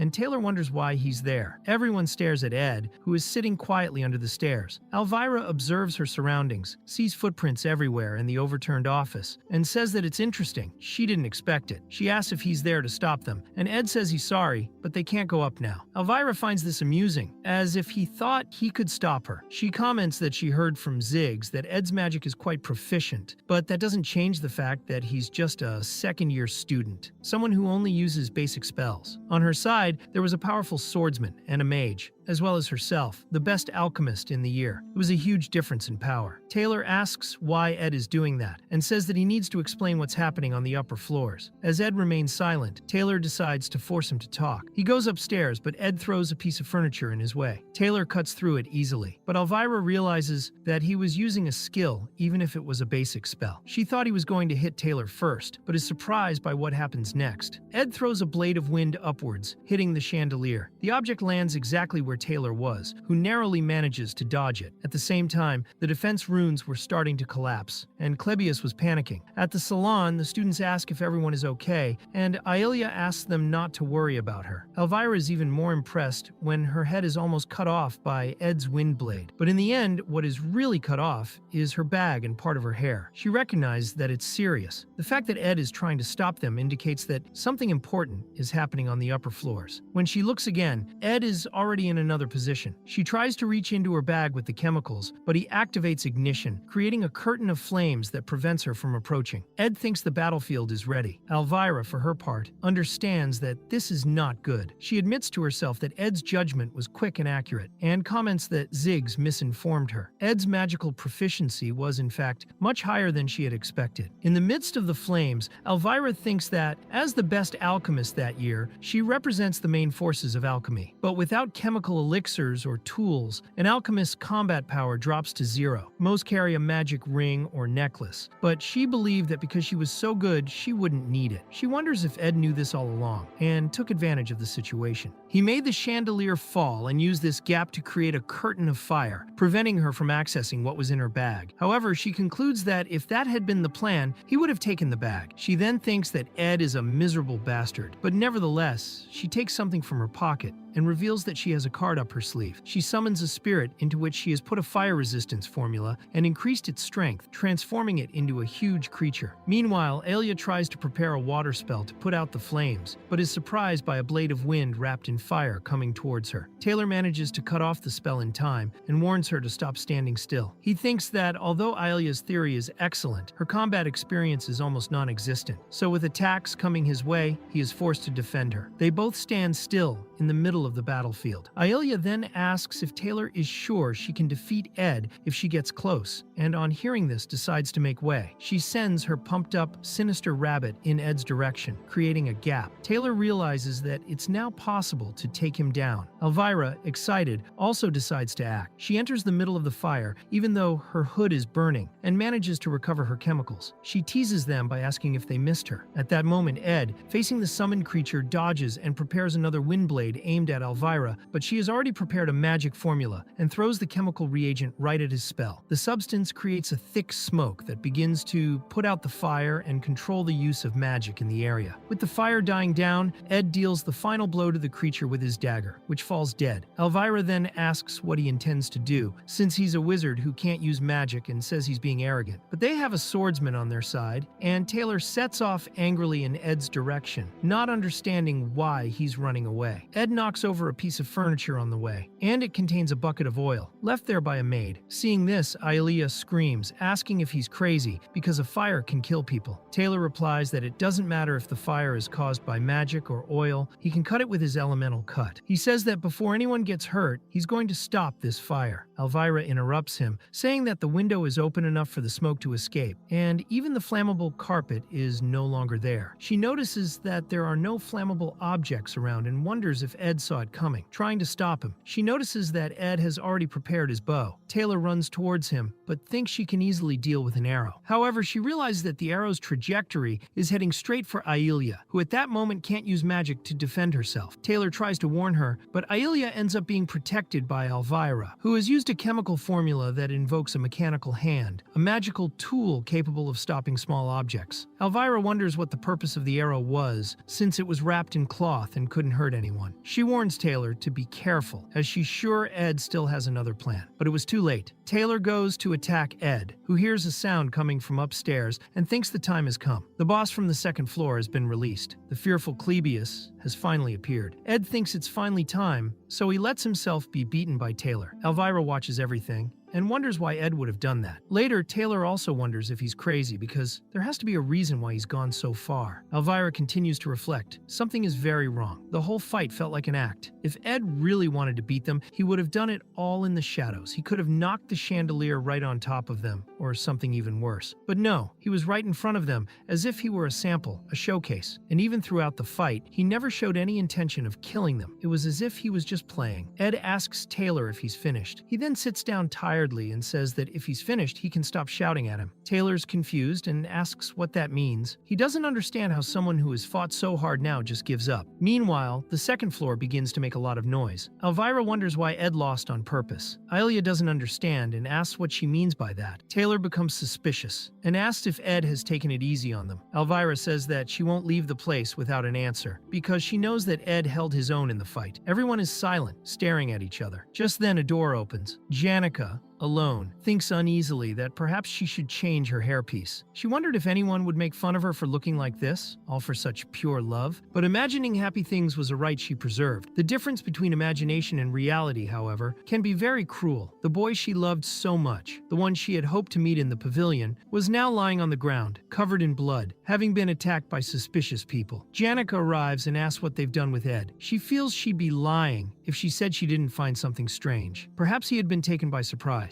But knowing Ed, with his simple way of life and his practical manner during the hunt in Glasscan, she knew that, no matter how big the problem, he always came up with a solution. Perhaps only this time had he failed, and perhaps he had begun to reflect on that. Janica had offered, but Ed had never asked for her help. That was the reason he had asked her to stay away from the dormitory that night, so that she wouldn't get involved or put herself in danger. While she was worrying about her appearance, he was already taking a risk. She looks at everyone and asks what they're doing with her Ed. Taylor responds by saying that he's glad Janica showed up. He explains that some students took control of the dormitory, but that Ed stopped them from moving in. Ilia, however, tells him that it's not like that Janica is now an enemy. Janica, however, says sincerely that she doesn't even want to know what they're doing. She then gathers a great deal of power and releases an extremely intimidating aura. Ed tries to stop her, but she calmly replies that everything is fine. While everyone is impressed by her power, Janica begins to summon countless spirits. She tells Ed that it will only take a minute. Ilia watches and realizes that Janica has summoned intermediate spirits from the four elements, practically forming an army. She warns Taylor that he won't be able to get past her and that he should get out of there now. Elvira comments that if they were already having a hard time facing an aristocrat, imagine now against Janica, the best magic student of the whole second year. She tells Taylor to come back to reality, but fortunately there's still time to escape. Taylor agrees, saying that she's right. Then it is explained that Ed's actions made Taylor realize that this takeover of the Ophelis dormitory was not normal. The students were taking serious risks, but Taylor wasn't the type to give up in the face of a challenge. He asks if Elvira can help him with his herbs, but she doesn't answer in time. He was about to be crushed. Ed, seeing this, despairs and shouts at him. He pulls Taylor by the collar and tells him to go when he says go. He then throws Taylor away, saving him from the blow. Ed stands his ground and says he'll hold Janica while the others go up to the second floor. Ilia then asks why he's doing this. It was Ed who had stopped them from the start, but now he said he had changed his mind. Elvira wanted to know if he was really sure how he was going to stop the spirits, but he patted her on the head and told her to get the chemicals straight away. He apologized for cutting up her backpack too. Elvira, still surprised by his authoritarian manner, asked why he was bossing her around like that, but still ran off with Taylor and Isla. Janica, seeing all this, was astonished to see Ed approaching. She told him that he didn't have to make an effort, that he was hurt and could explain everything later. He just had to let her deal with it. Ed, even though he recognized that this kind of attitude might seem disrespectful, asked Janica to tone it down a bit. Confused, she turned bright red and asked if he was touching her. Ed insisted that she send the spirits back, saying that the wind was so strong that she could hardly stand up. Janica then acknowledged that he was right, that she had overreacted. She apologized and said she had been an idiot. When the spirits finally disappeared, everyone was impressed. Ed had really managed to stop it. He signaled for everyone to move on, but at that moment he fainted. Janica shouted desperately for Ed. Later Later, while she was looking after him, Janica asked why he always ended up so hurt and why he didn't tell her anything. Ed replied that this time it had all happened too quickly, but that next time he promised to tell her. Janica commented that those guys were a bit excessive, but at least they didn't hurt him so much. Ed, however, said that he was sure that the next time they saw him, they would be very angry. Janica asked him to promise never to hurt himself like that again. He said it was fine and thanked her for worrying about him. Ed thought his plan might have gone a little off the rails, but he had fulfilled his role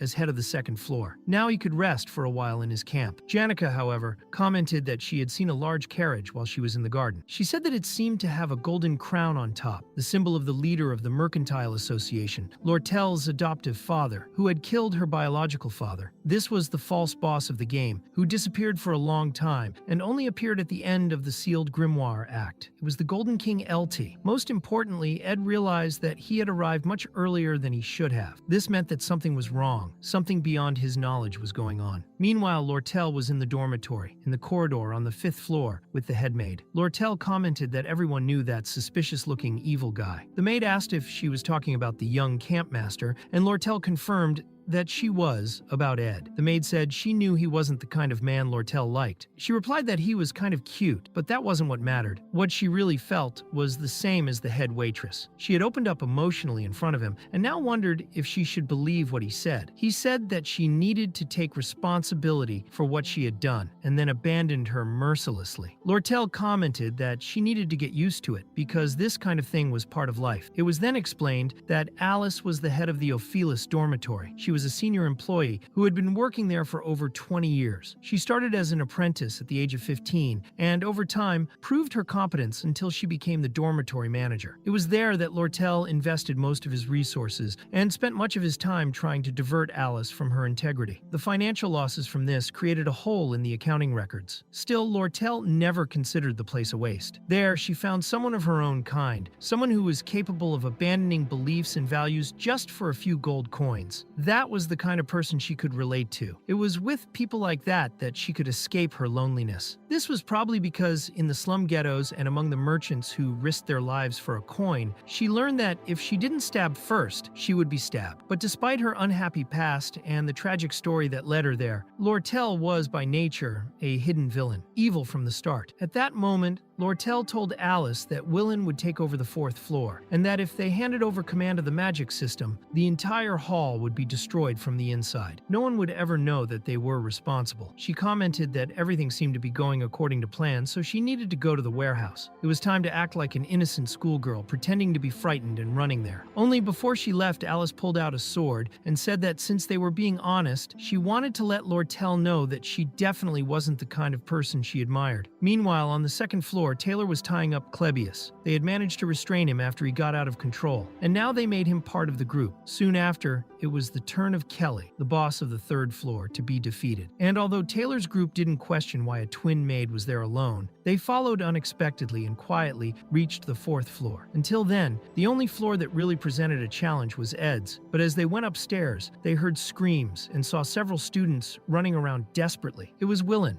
asking for help because he couldn't control the magic. It was then explained that the crystal ball, used to trigger the magic circle's control system, had been placed right in the center of the room. This was the scheme planned by Alice and Lortell. The magical self-defense formulas, carved all over the building to protect it from outside invaders, were now being activated randomly and uncontrollably. It was as if a child had been given a loaded gun. Willen was shooting magic everywhere, with no control whatsoever. The entire building began to shake, and no one could tell if the collapse was coming from inside or outside. With the collapse imminent, some students started jumping out of the windows to escape. The situation quickly turned into a catastrophe. Taylor asked Elvira if she had any reagents that could help. She replied that the night butterfly distorts the target's magic, but with Willen covered by a rune, it was useless. Even so, she said she would try something else. She threw a reagent called Fisherman's Weeds, creating a barrier in the corridor. She said it would at least block some of the magical attacks. That was all she could do. Then she grabbed Clebius and pushed him out of the barrier, telling him and Taylor to deal with the rest. Clebius, desperate, could only think, why me? Meanwhile, Willen could barely keep his own body stable. The magic rays, destructive and chaotic, bounced all over the corridor. He cried, completely uncontrollably, and then a huge explosion happened. The dormitory windows began to explode one by one. Downstairs, Janica and Ed were watching. Janica, worried, asked why they were still there. If Ed kept pushing himself like that, his wounds would open up again. Ed replied that everything was fine and that a lot of the blood wasn't even his. But Ed was also thinking, something was strange. How had this plan been so well thought out? Inside the extremely prestigious-looking carriage was a very important man, the Golden King Elta. Normally, he would be surrounded by a fleet of more than a dozen carriages, but this time, his discreet approach said something different. Elte, Lortell's adoptive father, was the false boss who, at the end of the sealed grimoire act, would be stabbed by her and leave the stage of history. He was a figure who shouldn't have been in the academy at that moment, and as he stood there, Ed wondered why Elta was only now leaving. Was it because she was waiting for the dormitory to collapse? It was then that Ed realized who was with him. It was Shani, the waitress from the third floor, who was responsible for the dishes. Shani was one of the orphans who had been looked after by Alice. Alice, in turn, had originally been bought by Lortell, and Shani had been promoted to head of the third floor. The fact that she was with Elta,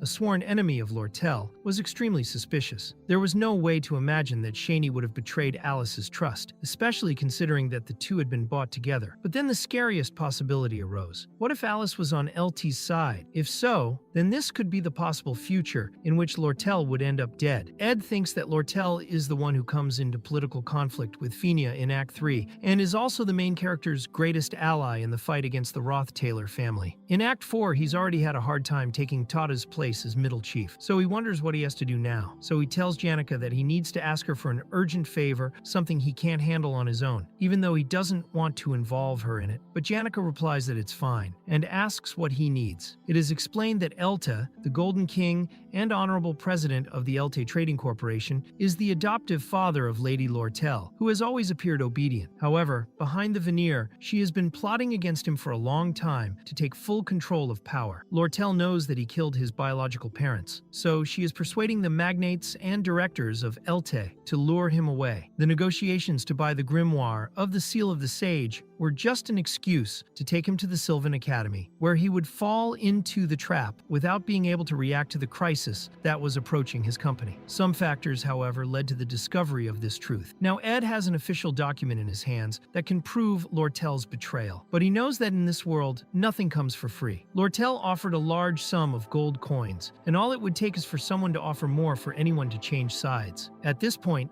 Alice begins to feel that she is losing her sight. Because of the accident, she has almost lost all her hearing too. This will be her last year as head waitress. She is in a difficult situation and is the only human being who knows the whole truth. Depending on her choice, everything could change dramatically, for better or for worse. The document attached to Elte's letter contains the names of the institutions that Lortell secretly managed and all the money she managed behind the scenes. Alice trusted her own judgment and ordered Lortell not to move. She warned him that Mr. Elte was on his way to the dormitory and was surprised by the look on the girl's face. She thought she was more mature. She believed that Lortell was seeking revenge on her adoptive father, even though she herself denied it. But Alice excuses herself by saying that, in her eyes, Lortell and Welter are not so different, because they both have the same goal. Just then, a huge explosion happened in the corridor. They were carrying Willen, and the group began to accuse Alice of having caused it. It was Ed's group. Elvira shouts that Alice is holding a hostage and asks for caution. Alice is shocked. Lortell, taking advantage of the confusion, throws herself into the Ed's group as if she were a victim. She thinks she should take advantage of this moment to frame Alice, but someone asks why her face is like that. Lortell tries to think of the best possible expression, but unable to sustain it, she runs off. She thinks Elta is coming. She knows he doesn't trust even his own henchmen, which is why he's come in person. The plan to overthrow Elta is almost complete. He will be held responsible for the massive breach of finances and the damage caused. Luckily, Elte is not yet desperate to break in. Now, Lortell just needs to contact the authorities. She decides to send a carrier pigeon in hiding. She thinks that if she doesn't get caught, everything will be fine. However, she starts to get tired halfway. She repeats to herself that everything will be fine, but she thinks that no one in the world understands her. She expected the betrayal, but her heart is still broken. At this point, Lortell starts to cry, but keeps walking. She tells herself that she has to do this. Now she has to run. She has to get to her room before Elte does. If she manages to send the pigeon, everything will be fine. Meanwhile, in the main hall, Elte is arriving. He sees someone standing in front of him and asks who it is. He says that he's just a student and that he should get out of the way. But the student replies that due to the risk of collapse, no one is allowed in there for safety reasons. That person was Ed. Ed says he can't let anyone pass until the academy staff arrive. Elta asks if it was the academy itself that told him to do this. But Ed replies that no, he's acting on his own. He thinks that at that moment, there are three people who know the whole truth. Lortell, who wants revenge on Elte. Elte himself, who wants to destroy Lortell's plans and buy the sealed grimoire. And Alice, who is the root of it all, the origin of this whole plot. Ed doesn't understand exactly why this happened, but now he's with Lortell on the 5th floor. He thinks that maybe he should leave, but remembers that his group must be there and decides to leave it in their hands. He trusts Taylor since he's seen with his own eyes how capable he is. In the end, he concludes that he has nothing else to do there. Elta had planned everything. As long as she keeps these people out, the events inside the dormitory will take their course. Then Ed, as if changing his tune, says, "Oh my god, I can't believe it. You're the great Elte, president of the Elte Mercantile Organization," and quips that there's certainly a good reason for such an important figure to be there. With everything going on at the academy, it would be better if he didn't show up. Elte then gets the message and says that Ed is on Lortell's side, right? At that moment, the scene flashed back to 10 minutes ago. Ziggs had punched a huge hole in the wall of one of the rooms, and Ed had come in saying that everything outside was a mess. He asks why Ziggs is still in there. Ziggs replies that he didn't want to get involved because he could end up losing control and causing an accident, like the building falling on him, which wouldn't be enough to kill him in his opinion. Ed thinks that the boy has too much confidence in his own strength, and Ziggs complains that now, with the hole, it will get cold at night. Ed wonders who this boy thinks he is, a powerful wizard, and then he sees that Janica is there too. She says it's the first time she's going to introduce herself properly to him, since their first meeting wasn't the best, during the Glaskin incident. She apologized for that. Ziggs, confused, asks if the two of them are dating. Janica is startled and says, "No, not at all." She then looks at Ed and asks if it bothered him. Ed replies that it was Ziggs' fault for asking such a rude question. Ziggs apologizes in an exaggerated way and asks why they wanted to meet him so badly. Ed says he needs a favor and will pay for it later. Back in the present, Janica and Ziggs were hiding, listening to the whole conversation. Ed insists that if Elte goes to the administrative part of the academy, she will be well treated and welcome. Elte replies once again that Ed is clearly on Lortell's side. She asks if he's been charmed by her cute little face and tells him to take advantage of the clear benefits that are in front of him, rather than gamble on gold coins that he doesn't even know he'll get. He claims that Lortell was born with fox blood and that he has raised her since she was a child, so he knows her better than anyone. Elte says she has a better offer for Ed and tells him to get out of the way. Ed thanks her for the offer,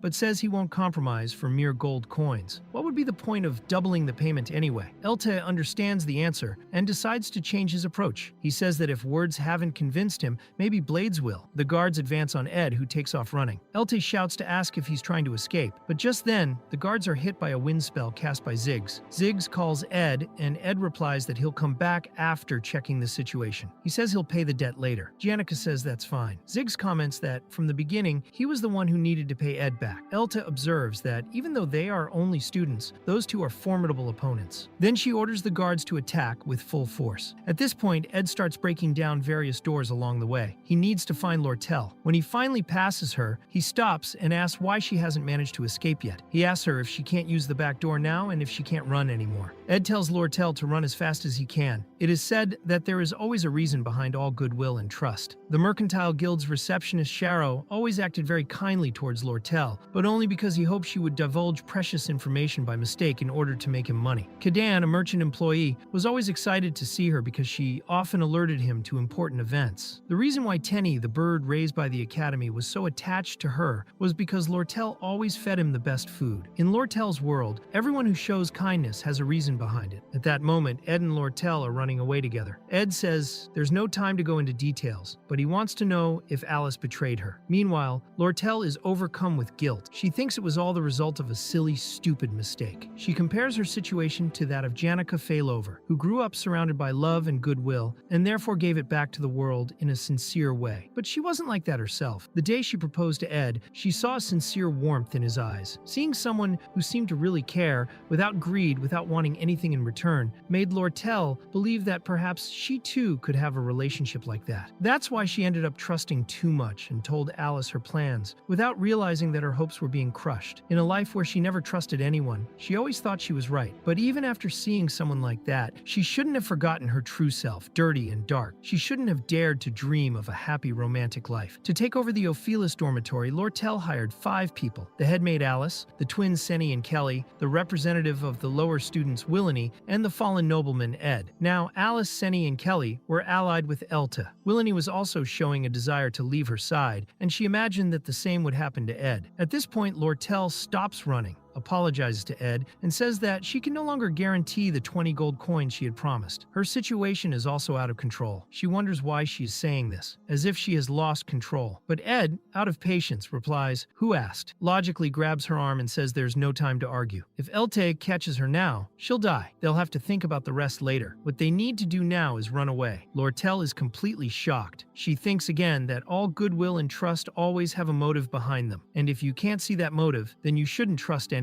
For her, this should be a rule of life. But then she decides to trust Ed and tells him that Elta is planning to manipulate market prices. This must be her father's doing. After the great monster hunt in the eastern mountains, the price of armor fell. He bought and monopolized all the armor and traded it internally. The plan was simple: manipulative trading. For this plan to work, her father needed money fast. That's why he thought the grimoire might be at a good price, and sent Lortell to Sylvania with the mission of stealing it. Ed says it's okay. He doesn't need to explain anymore. He's understood everything. It is then explained that, in this type of manipulative negotiation, traders A, B, and C buy a cheap product in large quantities and start negotiating with each other, simulating an increase in value. The price rises artificially, and people believe that the product is becoming scarce. They think they need to buy it as soon as possible. Then, when the time is right, the traders sell everything at a sky-high price and make an absurd profit. But this technique only works on the basis of trust between the traders involved. If B or C sell the stock prematurely without warning A, the price immediately plummets and the whole plan collapses. Trader A, who desperately sold his bonds in order to buy the product in bulk and monopolize it, would end up in a very difficult situation. For this plan to work, Lortell spent years buying up shares and bonds linked to traders B and C. But only when Elte was out of office at Sharrow's headquarters could the 6 big traders she had bought legally have the sales rights transferred to them. Ed then commented that the whole plan from occupying the dormitory was aimed at blowing a hole in the Academy's finances. Thus, the purchase of the grimoire would become inevitable, forcing Elta to leave Sharrow's headquarters to get the money she urgently needed. In this moment of vulnerability, Lortell would sell all the armor stored in the headquarters and make a profit. And Lortell wonders how Ed realized all this so quickly. Ed says that there is now only one option. They need to send a letter to headquarters and order the armor to be sold immediately. Lortell replies that she has a carrier pigeon in her room, her direct line of communication with the forces inside the headquarters. But she fears that her father is waiting for exactly that, and may already know who the traders are. Ed thinks for a moment and tells Lortell to listen carefully. From that moment on, she must do everything she can to remain hidden. If he were in Elta's place, he would have already surrounded the whole school and the island. They will certainly notice if she tries to leave anywhere. He then instructs Lortell to speak to the knights in the rooms and ask them to send an empty carriage to the Arkan Mountains to make it look like she's trying to escape there. Lortell asks where she will stay in the meantime. Ed replies that he has a cabin in the woods where she can hide for 3 days until the situation calms down. He says he'll send the pigeon for her and write something simple like, "Sell it right now, anything," and the rest will be sorted out by the people she trusts. Lortell agrees, but then Ed notices something strange. He grabs Lortell and says there's someone guarding the back door. He says he'll take care of the outside, while she goes into the room and waits until the way is clear. Lortell thinks that, as a longtime merchant ally, Ed acted with precision, dealing with everything quickly and strategically. It was as if he was thinking for her. Ed catches her eye and tells her to stay focused. Lortell confirms, saying that she understands, but before she goes in, she asks why he's helping her so much. Ed, flustered, realizes that he hasn't explained anything and simply replies that there is no reason, telling her to just listen to what he says. says. He closes the back door and leaves.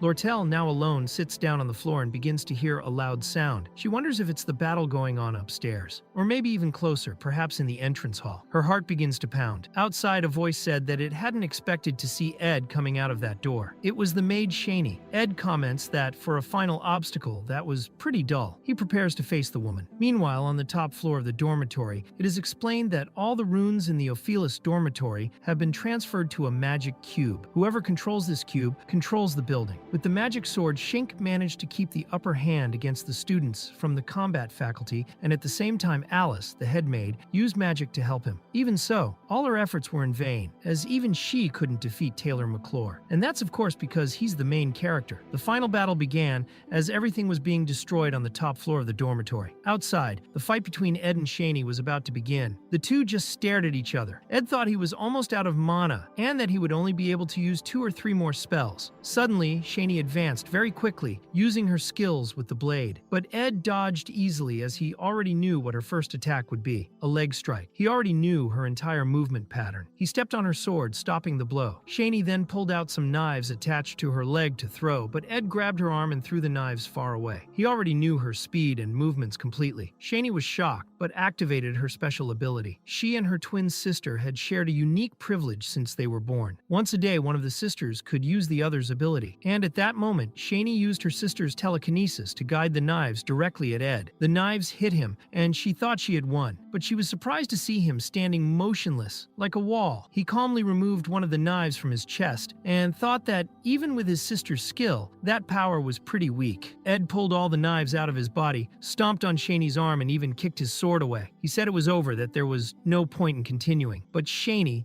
desperate, started shouting that she couldn't let Miss Alice down and ordered Ed to leave. Ed replied that Alice had already lost. Shani, in a rage, asked him what he knew about Alice, if he had any idea how much pain she had been through, how many battles she had fought. She was using the power of the runes to try to beat Ed amidst the smoke of the explosion she had caused. Ed, in the fog, thought that he didn't really know much about her, but he knew the story of the game very well, and he knew Ed from the original story very well. It was then that Shani's magical explosion was interrupted. Taylor McClory appeared out of the smoke with his transformation activated, ready to defeat Alice. She weakened, could barely react. A huge explosion took place on the top floor of the dormitory. Ed thought that even though he had heard the whole story, it wasn't his problem. Shani, pressed to the floor with Ed's knee on her back, said that she would never forgive either him or Lortell, and then she fainted. It started to rain. Ed, standing still, thought that unfortunately, he didn't know all the extra stories of that world. There were stories that would never be revealed, and comparing all the losses of that day with the good that Shani had done, rescuing orphans, helping people, and with all her decisions based on her beliefs, Ed concluded that people like that have lives that are really worth living. But his goal hasn't changed since he entered that body. For him, everything he does is for his survival. The system notified him that he had incapacitated Shani, and that he had acquired a new skill, resistance to pain. Ed was surprised to learn this. Then he broke the window, slipped into the bedroom, and commented to himself that the room was luxurious, but everything was organized by necessity. There were lots of papers and books on the table. He thought it must be Lortell's room. He opened a cupboard, found the carrier pigeon, and wrote the message to headquarters ordering the immediate sale of all armor. Ed thinks that the pigeon is now flying through the sky, and when it returns,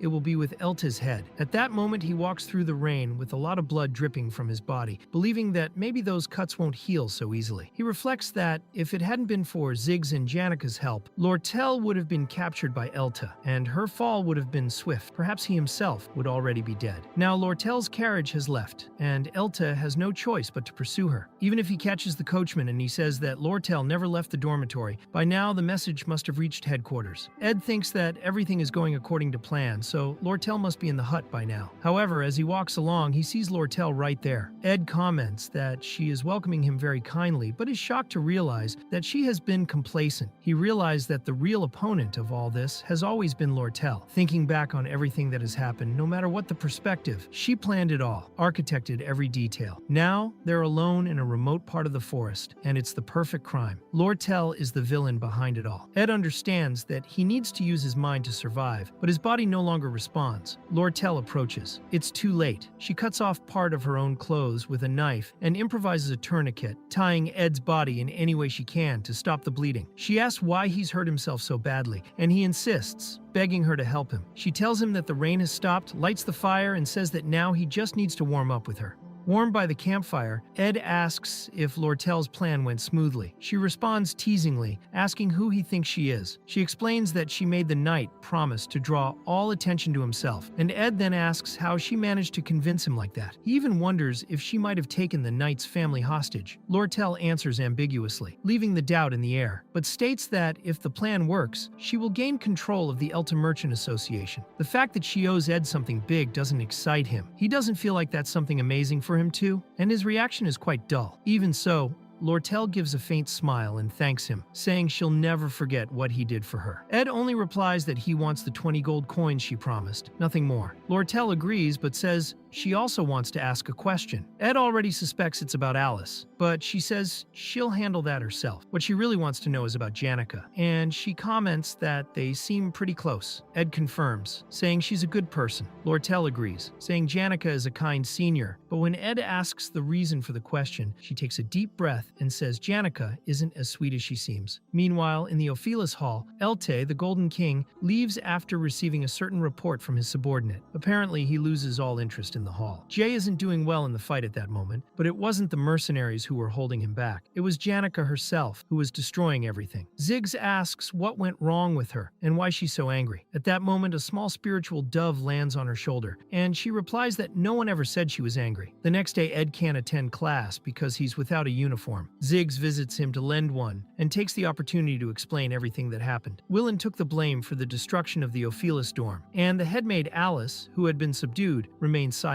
One of the key players in the scene prevented Lortell from leaving the stage, and since Elte hadn't made any moves until that moment, everything indicated the plan had worked. With events unfolding as planned, Ed believed he could expect good news soon. However, that incident had greatly affected his physical condition. He wasn't in good shape, feeling pain and struggling with tasks that required physical effort. Checking his status, he noticed 2 empty crafting skill slots. He had already decided which ones he wanted to master: spiritual formula infusion, compatible with spiritual sorcery, and magical engineering, useful for creating both conveniences and combat equipment. Spiritual infusion requires a contract, and when creating a product with spiritual consciousness, learning is automatic. Magical engineering, on the other hand, is unlocked by successfully assembling and disassembling a magic level item at least once. Ed wanted to make use of those vacant slots, and for now he could try making a contract with a small spirit. At that moment, Janica appears at his cabin. Ed asks why she isn't in class, and she explains she has body aches and decided to rest a bit outdoors in the forest. He grows concerned, asking if she hurt herself trying to help him. But before she can answer, Janica questions him about Lortell. Ed says she's fine, resting inside the cabin. Janica looks at the place, and Ed thinks that the Ophelis dorm incident had finally ended, but there was still work to be done. Now Lortell had to establish the foundation for negotiating the purchase of the sealed sage's grimoire. During the 3 days she spent waiting, Lortell had to remain in that cabin, her heart full of anxiety. It was frustrating, but not entirely bad. She thought being with Ed made her heart race. His kindness and trust made her feel safe, and that feeling was more valuable to her than any amount of gold. Lortell never wanted to lose that, especially to Janica. She believed Janica's life had always been full of kindness, friends, and family. Lortell thought she wanted that too, at least now, and she decided she wouldn't give up on Ed. She would fight for him. That was Lortell's specialty. 3 days living together with Ed was the perfect advantage. She even thought of burying the cabin in gold, but quickly realized that wouldn't work so well. Besides, she didn't have that much money anyway. Maybe she could pay for his tuition, but just the thought of telling Ed that made her feel embarrassed. She began banging her head against the cabin wall in frustration. Lortell had never had a boyfriend in her life. Maybe that's why she felt so clumsy. Suddenly, someone enters the cabin and tells Lortell to get out. That place was hers. It It was Lucy who appeared sleepy and said it was the best little spot to sleep. Lortell was confused and asked what she was doing there. Ed appeared, pulled Lucy out, and placed her in a broken-down cabin. He apologized to Lortell, explaining that Lucy had snuck in. Now that it was resolved, Lortell could sleep in peace. She then asked if Lucy usually came there often, but Ed replied that she didn't need to think too much about her. He said she was like a wild animal that sometimes showed up to sleep in that corner. Lortell then thinks she has another rival. She decides she will sort this out in 3 days. The next morning, on the second day, she wakes up excited to talk to Ed, but when she arrives, she sees that Janica is also there. Naturally, she doesn't like that at all. To make matters worse, Lucy is still sleeping on the floor. All Lortell wanted was some alone time with Ed. Meanwhile, Ed is pleased to have finished a new project. He made handmade bricks, a new crafting product, and with them, he built a brick fireplace inside the house. Lortell comments that the barbecue smell is great and asks if he added any seasoning. Ed replies that Belle had given him basil and a few other spices the day before. Lortell then says that since nothing went wrong that morning, it's safe to assume the plan worked. Ed agrees, saying it's good news, but warns they still can't lower their guard. Lortell then says she has something to do, pay the compensation she promised him. She asks if he prefers gold coins or goods. Ed replies that construction materials would be useful, but asks if there's any leftover magical engineering equipment. While the two of them talk, Janica watches from afar, clearly not happy with the exchange. Suddenly, Ed asks a favor of Janica. He explains that he's been trying to learn spiritual magic and wants to make a contract with at least a lesser spirit, or any spirit really. He asks if she can help him with that. Janica, proud, says yes. She says she'll be his teacher and guarantees she can help him make a contract with an intermediate spirit easily. She then asks him to first try to establish a spiritual connection. Janica summons her spirit, Karis, and asks it to try speaking with Ed, but Karis says it's not going to work. Ed comments that he can hear something very faintly, and Karis says he needs to improve his spiritual connection. It also says that Ed's daily routine is too packed, and according to the weekly report, he has too many tasks. At that moment, Janica suddenly interrupts the conversation,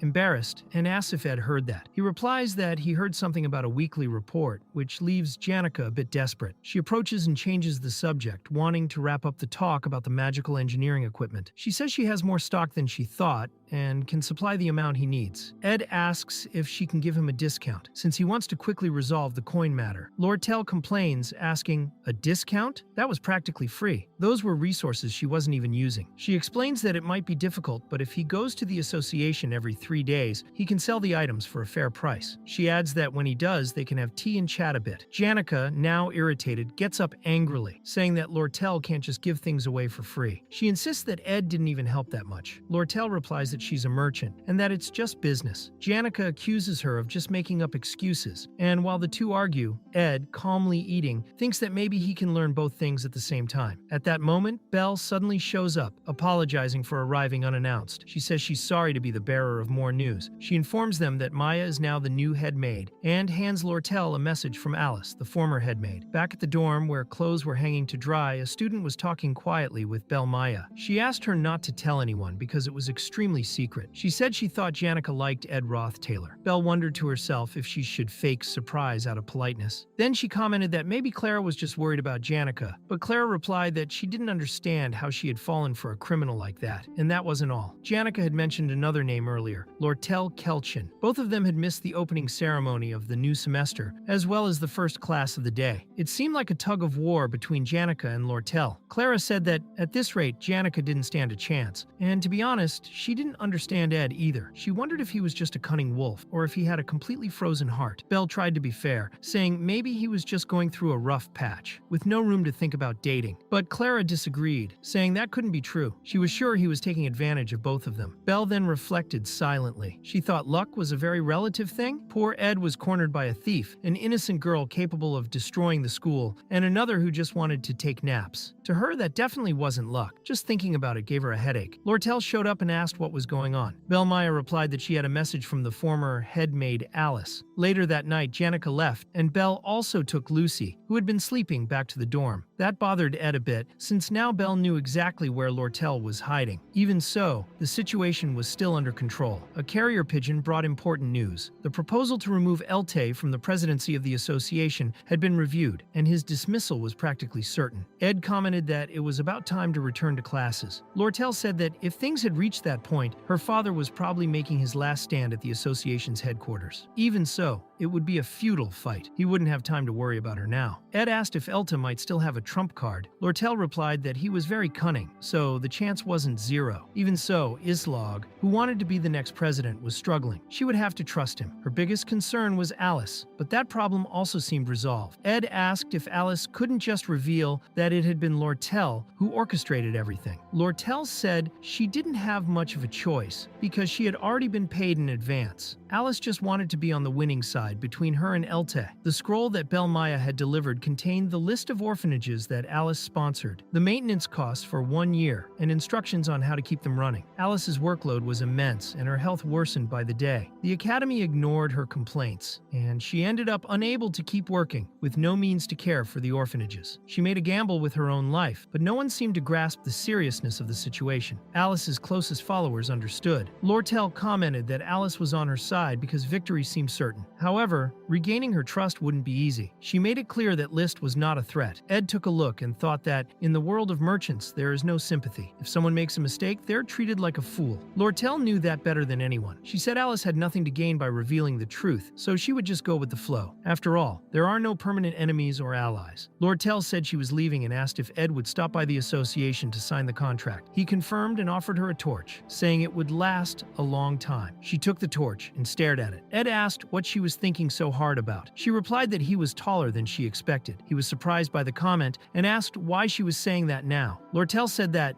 to win, sometimes you have to make bold moves, and he knew that very well. She then approached him, gently adjusted his tie, and remarked that the essence of human relationships is knowing when to get close and when to pull away, just like that tie. Ed, a bit flustered, asked if his outfit bothered her that much. Lortell said there's nothing wrong with looking presentable. After all, they were academy students. But suddenly, she pulled Ed close and kissed him on the mouth without warning. After the kiss, she said the raspberries they had eaten were delicious, and just remembering them made her happy again. Ed tried to set boundaries and asked her to control herself, but Lortell complained that he was too uptight. Still, she teased that next time she would get a little closer. After all, she needed to practice the pulling away part, too. She then walked off into the forest, carrying the torch Ed had given her, and disappeared using magic. Ed stood there, blushing, and thought that even though he tried to avoid getting involved with the main characters of the story, just like in real life, nothing ever went as planned. He felt uncomfortable, as if he were being pulled to the center of the story, even though all he wanted was to quietly follow his own path. His plan was simple. He just wanted to stay out of major events, focus on what needed to be done,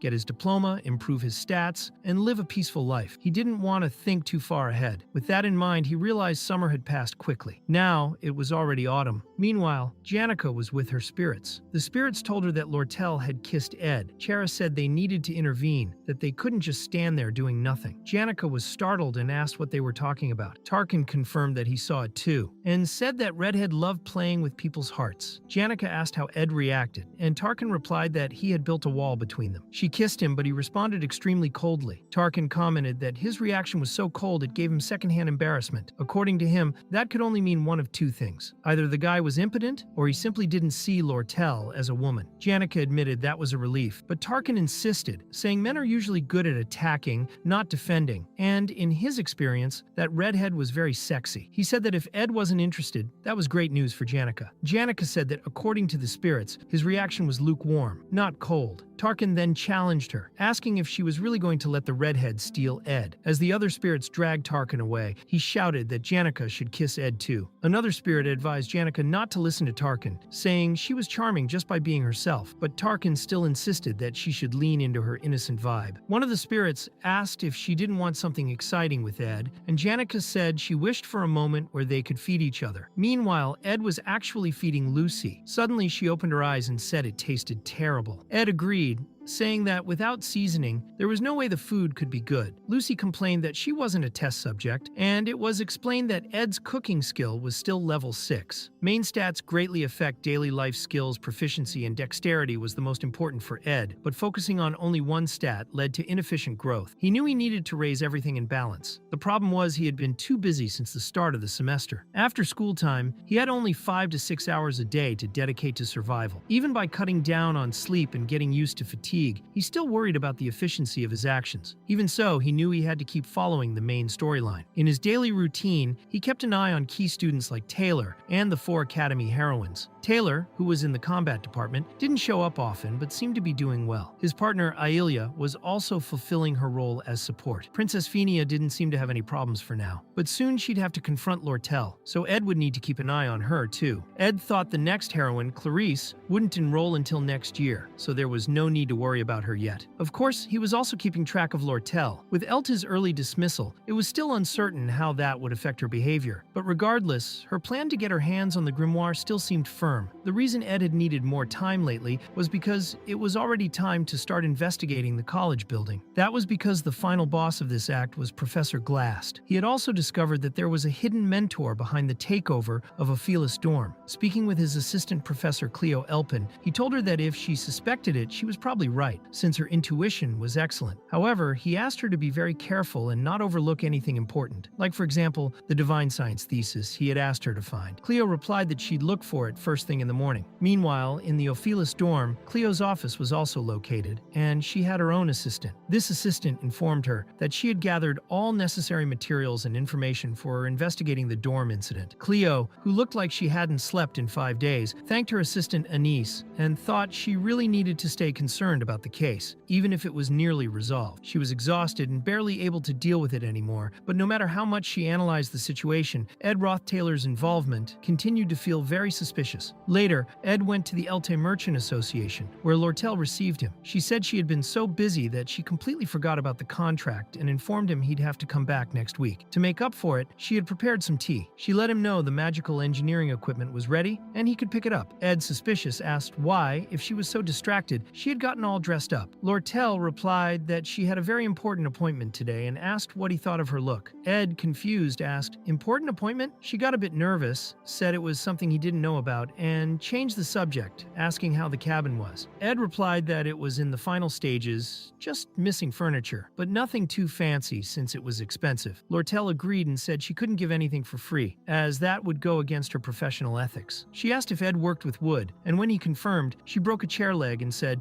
"Oops, this chair can't be sold anymore. What a shame, I'll have to give it away for free." Ed took a sip of tea and thanked her. Lortell stared at him and asked how it was possible for someone not to show any change in expression. She then sat at the table, got closer, and said that she had practically made a final move, yet he still didn't see her as a woman. However, she saw him as a man, and that meant exactly what he was thinking. Even the help she had offered had ulterior motives. Ed said he knew what kind of answers she was expecting, but Lortell cut him off, saying she wasn't expecting any answer. However, she also never went into a fight planning to lose. She stated that one day he wouldn't be able to resist her. She believed that a seductive smile should look the same whether the odds were in your favor or not. The nature of merchants is to never show what they're truly feeling. Later at Sylvania Academy, Janica asked if they could start the first lesson. Ed replied enthusiastically that they could. Janica then summoned flames into her hands and asked him to try focusing his magic and forming a connection. Ed, slightly anxious, agreed and approached the flames, which took the form of a spirit. The spirit introduced itself, saying it was a pleasure to meet Ed and that its name was Mug. He said it was an honor to form a contract with Ed and began talking non-stop about the weekly report, a meeting, an agenda, an organization, everything that had been done just so he would be chosen. Ed started to mentally collapse from the overload of information. Mug said his body was already burning with passion and swore to serve Ed with all his heart. Ed thinks that, in the game, he once acquired a spirit-type ability. They laughed together, played around, celebrated victories and battles, and formed a strong bond. But he's sure that the feeling he had back then was nothing like what he's feeling now. Ed wonders why Mug is so strict with himself. Janica explains that he asked for a good spirit, so she chose one with high magical power efficiency compared to the others, and that the selection process was quite complicated. Ed asks who planned that, and of course, it was Tarkin. He holds Mug in his hands and comments that he's very warm. Janica explains that when he makes a contract with the spirit, he'll be able to feel both magical and physical power, but warns him to be careful with the intensity of the connection. If it's too much, the spirit will get too hot. Ed concludes that if he controls the level of the connection, the firepower will also change. Janica says that firepower is kind of a strange term, but that's exactly it. Ed gets a little emotional, saying Mug is practically a portable heater. Mug's stats are as follows: connection level 2, good spiritual efficiency, unique abilities of recovery, blessing, and explosion, as well as fire-type magical skills. Ed, currently a skilled magical student with an elemental specialty in intermediate magic, thinks the spirit is an essential survival tool, since he doesn't even need firewood. Janica comments that she's happy to see him happy because he always has such a cold expression on his face, and says that if he needs anything else, just ask. She also promises to teach him about connection power and about his own senses before the first class of the day. According to her, if he does that, Ed can rank up very quickly. They also need to practice spiritual combat, and for that, she says she'll make time. She has the right accessories and promises to bring them next time. But then she changes her tone and says that actually she's a very busy person, very